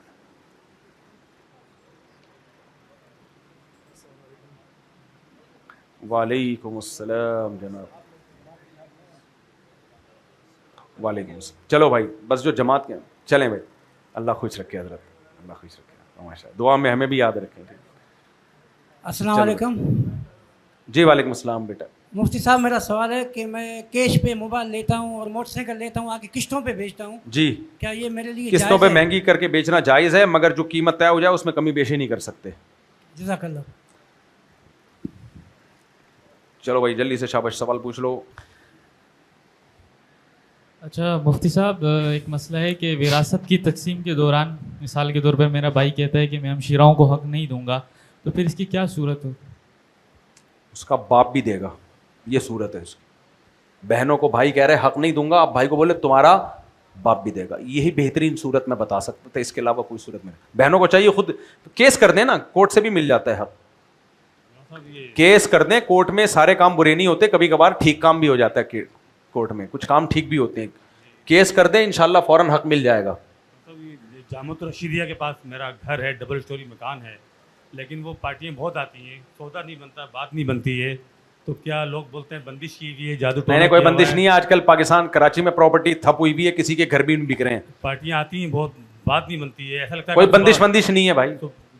لوگ بولتے ہیں یہ کرو وہ کرو. نہیں کچھ بھی نہیں کرو جی، انجوائے کرو لائف. تعویذ رکھو یہاں پہ، بلاک کے نیچے پتھر رکھو. نہ کچھ بھی نہیں کریں. پراپرٹی کراچی میں گری ہوئی ہے تو بہت سے لوگوں کے ساتھ یہ مسئلہ ہے کہ کسٹمر آتے ہیں دیکھ کے چلے جاتے ہیں. جامعۃ الرشیدیہ کے پاس ہی ہے میرا ڈبل سٹوری مکان. جی تو جامعۃ الرشید کی ویلیو تو نہ گرائے نا اب. پھر اللہ بش گوڈ. اب پورا بار بار جامعۃ الرشید کے قریب ہے بھائی. نہ بھی ہوتا قریب، دور بھی ہوتا تو بھی یہی حال ہوتا. ٹھیک ہے نا، اپنا خیال رکھیے. جی آخری 1-2 سوال لے لیتے ہیں. کیا نہیں، سوئمنگ کا حدیث میں تذکرہ نہیں ہے، لیکن معنوی طور پہ سوئمنگ اس میں شامل ہے نا. جو بھی فزیکل ایکٹیویٹی کے کام ہوں گے، صحت اچھی ہوگی تو کیوں نہیں ہو. جہاد میں کام آئے، اچھا ہے. آپ کو سوئمنگ کی کیا ضرورت ہے، آپ ڈوبو گے ہی نہیں. اتنا لمبا قد ماشاء اللہ آپ کا. کھڑے ہو جانا بس، ٹھیک ہے نا. مفتی صاحب آپ کی وہ 4 شادی والی کتاب کہاں سے ملے گی اور اس کا نام وغیرہ؟ آپ کہہ رہے ہیں میری 4 شادیوں والی کتاب کہاں سے ملے گی. آپ کی ایج کتنی ہے؟ 18 سال. 18 سال ماشاء اللہ. دیکھا، اس کو کہتے ہیں ایک نسل تیار کرنا. 18 سال کا لڑکا ہمیں کہہ رہا ہے کہ آپ کی 4 شادیوں والی کتاب کہاں سے ملے گی. یہ ہوتی ہے نسل کی برین واشنگ. 18 سال میں آپ کو فری میں دوں گا. عثمان بھائی کو کہہ دینا ان کو فری میں دو تاکہ ابھی سے خراب ہو جائے جتنا خراب انہوں نے ہونا ہے. پہلی شادی کسی طلاق یافتہ یا بیوہ سے کرنا، ٹھیک ہے. چلو وہ مل جائے گی آپ کو. وہ کس کے پاس ہے بھائی کتاب؟ آپ دے دینا فری پاکٹ میں. آپ جی آپ کو بھی فری میں. اچھا جی وعلیکم السلام. مفتی صاحب میں نے اپنے بہنوئی سے مکان خریدنے کا سودا کیا ہے. بہنوئی سے مکان خریدنے کا سودا کیا؟ یس جی. اور ان کے ساتھ میں نے 18 مہینے کا ٹائم کیا. 50% میں نے ان کو پے کر دیا ہے. اچھا آپ نے ہاں خریدا ہے، پھر تو ٹھیک ہے. جی 50% میں نے ان کو پے کر دیا ہے. وہ 50% جو بقایا ہے کیا وہ میرے اوپر قرض ہے؟ اگر وہ میرے اوپر قرض ہوگا تو وہ زکوٰۃ اور قربانی کے احکامات میرے اوپر لازم نہیں ہوگا. زکوٰۃ قربانی لازم نہیں ہے اس پہ. میں نے مفتی صاحب سے ایک سے بات کی تھی، انہوں نے کہا یہ جو قرض ہونے کے لیے اس کا آپ کی ملکیت میں داخل ہونا ضروری ہے. نہیں وہ قرض آپ کے خرید چکے ہیں نا آپ. سودا ہو گیا، بیانہ ہوا ہے، قبضے میں میرے نہیں ہے. آبویسلی وہ پوری پیمنٹ کروں گا تو قبضہ ملے گا نا. نہیں اگر آپ کی ملکیت میں آ چکا ہے، وہ قبضہ اس لیے نہیں کہ پوری پیمنٹ نہیں، استعفائے سمن کے لیے کہتے ہیں نا، لیکن وہ قرضہ آپ کے اوپر آ گیا ہے تو زکوٰۃ آپ پہ لازم نہیں ہے. اس کے اندر کوئی کنفیوژن نہیں, کوئی کنفیوژن نہیں ہے, زکوٰۃ نہیں ہے لازم آپ کے اوپر. واجب الادا بن گیا ہے نا وہ, کہ آپ نے دینا ہے ان کو. جی بس وہ آپ پہ ہوگا, وہ مائنس کریں گے آپ. جزاک اللہ صاحب. وہ آپ کے 1 کروڑ کنورٹ ہو گئے پراپرٹی میں, اور وہ پراپرٹی جو بیچنے کے لیے نہیں خریدی آپ نے, رہنے کے لیے, تو بس وہ جب رہنے کے لیے کوئی چیز ہے تو وہ اس پہ ویسے ہی زکوٰۃ نہیں ہے. السلام علیکم. وعلیکم السلام. میرا سوال ہے, آج کل اکثر نوجوان طبقہ جو ہے وہ بغیر ٹوپی کی نماز پڑھتا ہے. کس کے؟ بغیر ٹوپی کے. غلط ہے. اکثر لوگ جو ہے بغیر ٹوپی کے اور بغیر داڑھی نہیں ہوتی, اکثر نماز کے لیے کھڑے ہو جاتے. تو اکثر یہ کہا جاتا ہے کہ داڑھی اور ٹوپی کا ہونا ضروری نہیں ہے, اور ایک بہت زیادہ پھیلتا جا رہا ہے. داڑھی شاعر اسلام میں سے, امام کے لیے داڑھی کا ہونا ضروری ہے. نماز تو ہر ایک کے پیچھے ہو جاتی ہے, لیکن یہ جائز نہیں ہے کہ ایسے آدمی کو امام بنایا جائے جو بغیر داڑھی کے ہو. اور ٹوپی کے بغیر ٹوپی کے نماز پڑھنے بھی خلاف آداب نماز کے خلاف ہے. آپ شادی کی کتاب ہے. حضرت آپ کی ایج کتنی ہے؟ اچھا, آپ بیوہ کو سہارا دینے کے لیے کرنا چاہ رہے ہیں, اپنے سہارے کا بھی کوئی سیٹ اپ بنایا ہوا پھر آپ نے؟ یعنی آپ نے بیوہ کو جو سہارا دیا, تو پھر جب آپ کے سسرال کی طرف سے ری ایکشن ہوگا تو آپ کو سہارا کون دے گا؟ اس کا پہلے سے کوئی سیٹ اپ ہے؟ سسرال والے تو خود 2-3 کر کے بیٹھے ہوئے. ارے واہ واہ واہ واہ, سسرال والے خود 2-3 کر کے بیٹھے ہوئے ہیں. جی ابھی ان کی وائف کا انتقال ہوا, 1 ہفتہ ہوا ہے, ابھی وہ دوسرا. وہ تو انتقال کے بعد کی ہے نا, نہیں, پہلی دفعہ میں آپ صحیح بات کلیئر نہیں کرتے. جو دوسرا سال ہے اس نے بھی 2 کر کے بیٹھا ہوا ہے. نہیں, ایک وقت میں 2 ہیں. جی, ایک لانڈی میں رکھی ہوئی, ایک بفر زون میں. پھر تو ایسی کی تیسی یار. جی, تو ایک کتاب مجھے, پھر آپ کو سہارے کی ضرورت نہیں ہے, تاکہ وہ کتاب میں بھی شو کر سکوں. ہاں, وہ آپ کو بھی فری میں کتاب بھائی, انکل کو بھی, ایک 18 والے کو فری میں اور ایک انکل کو فری میں. ٹھیک ہے, کچھ 4 آدمی ایسے بھی شور مچاتے ہیں. ویسے پھر بھی تھوڑا سا سہارے کا انتظام احتیاطاً کر لیں. احتیاط اسی میں ہے کہ ایک آدھ سہارا بھی ہو جائے تو اچھا ہے. اچھا, کریں یار, آدمی ہے تو آدمی کا تو کام ہے مخالفت کر کے شادیاں کرنا. کس کے؟ پرتگال میں؟ اچھا, پرتگال کی نیشنلٹی آپ کے پاس, ماشاء اللہ زبردست.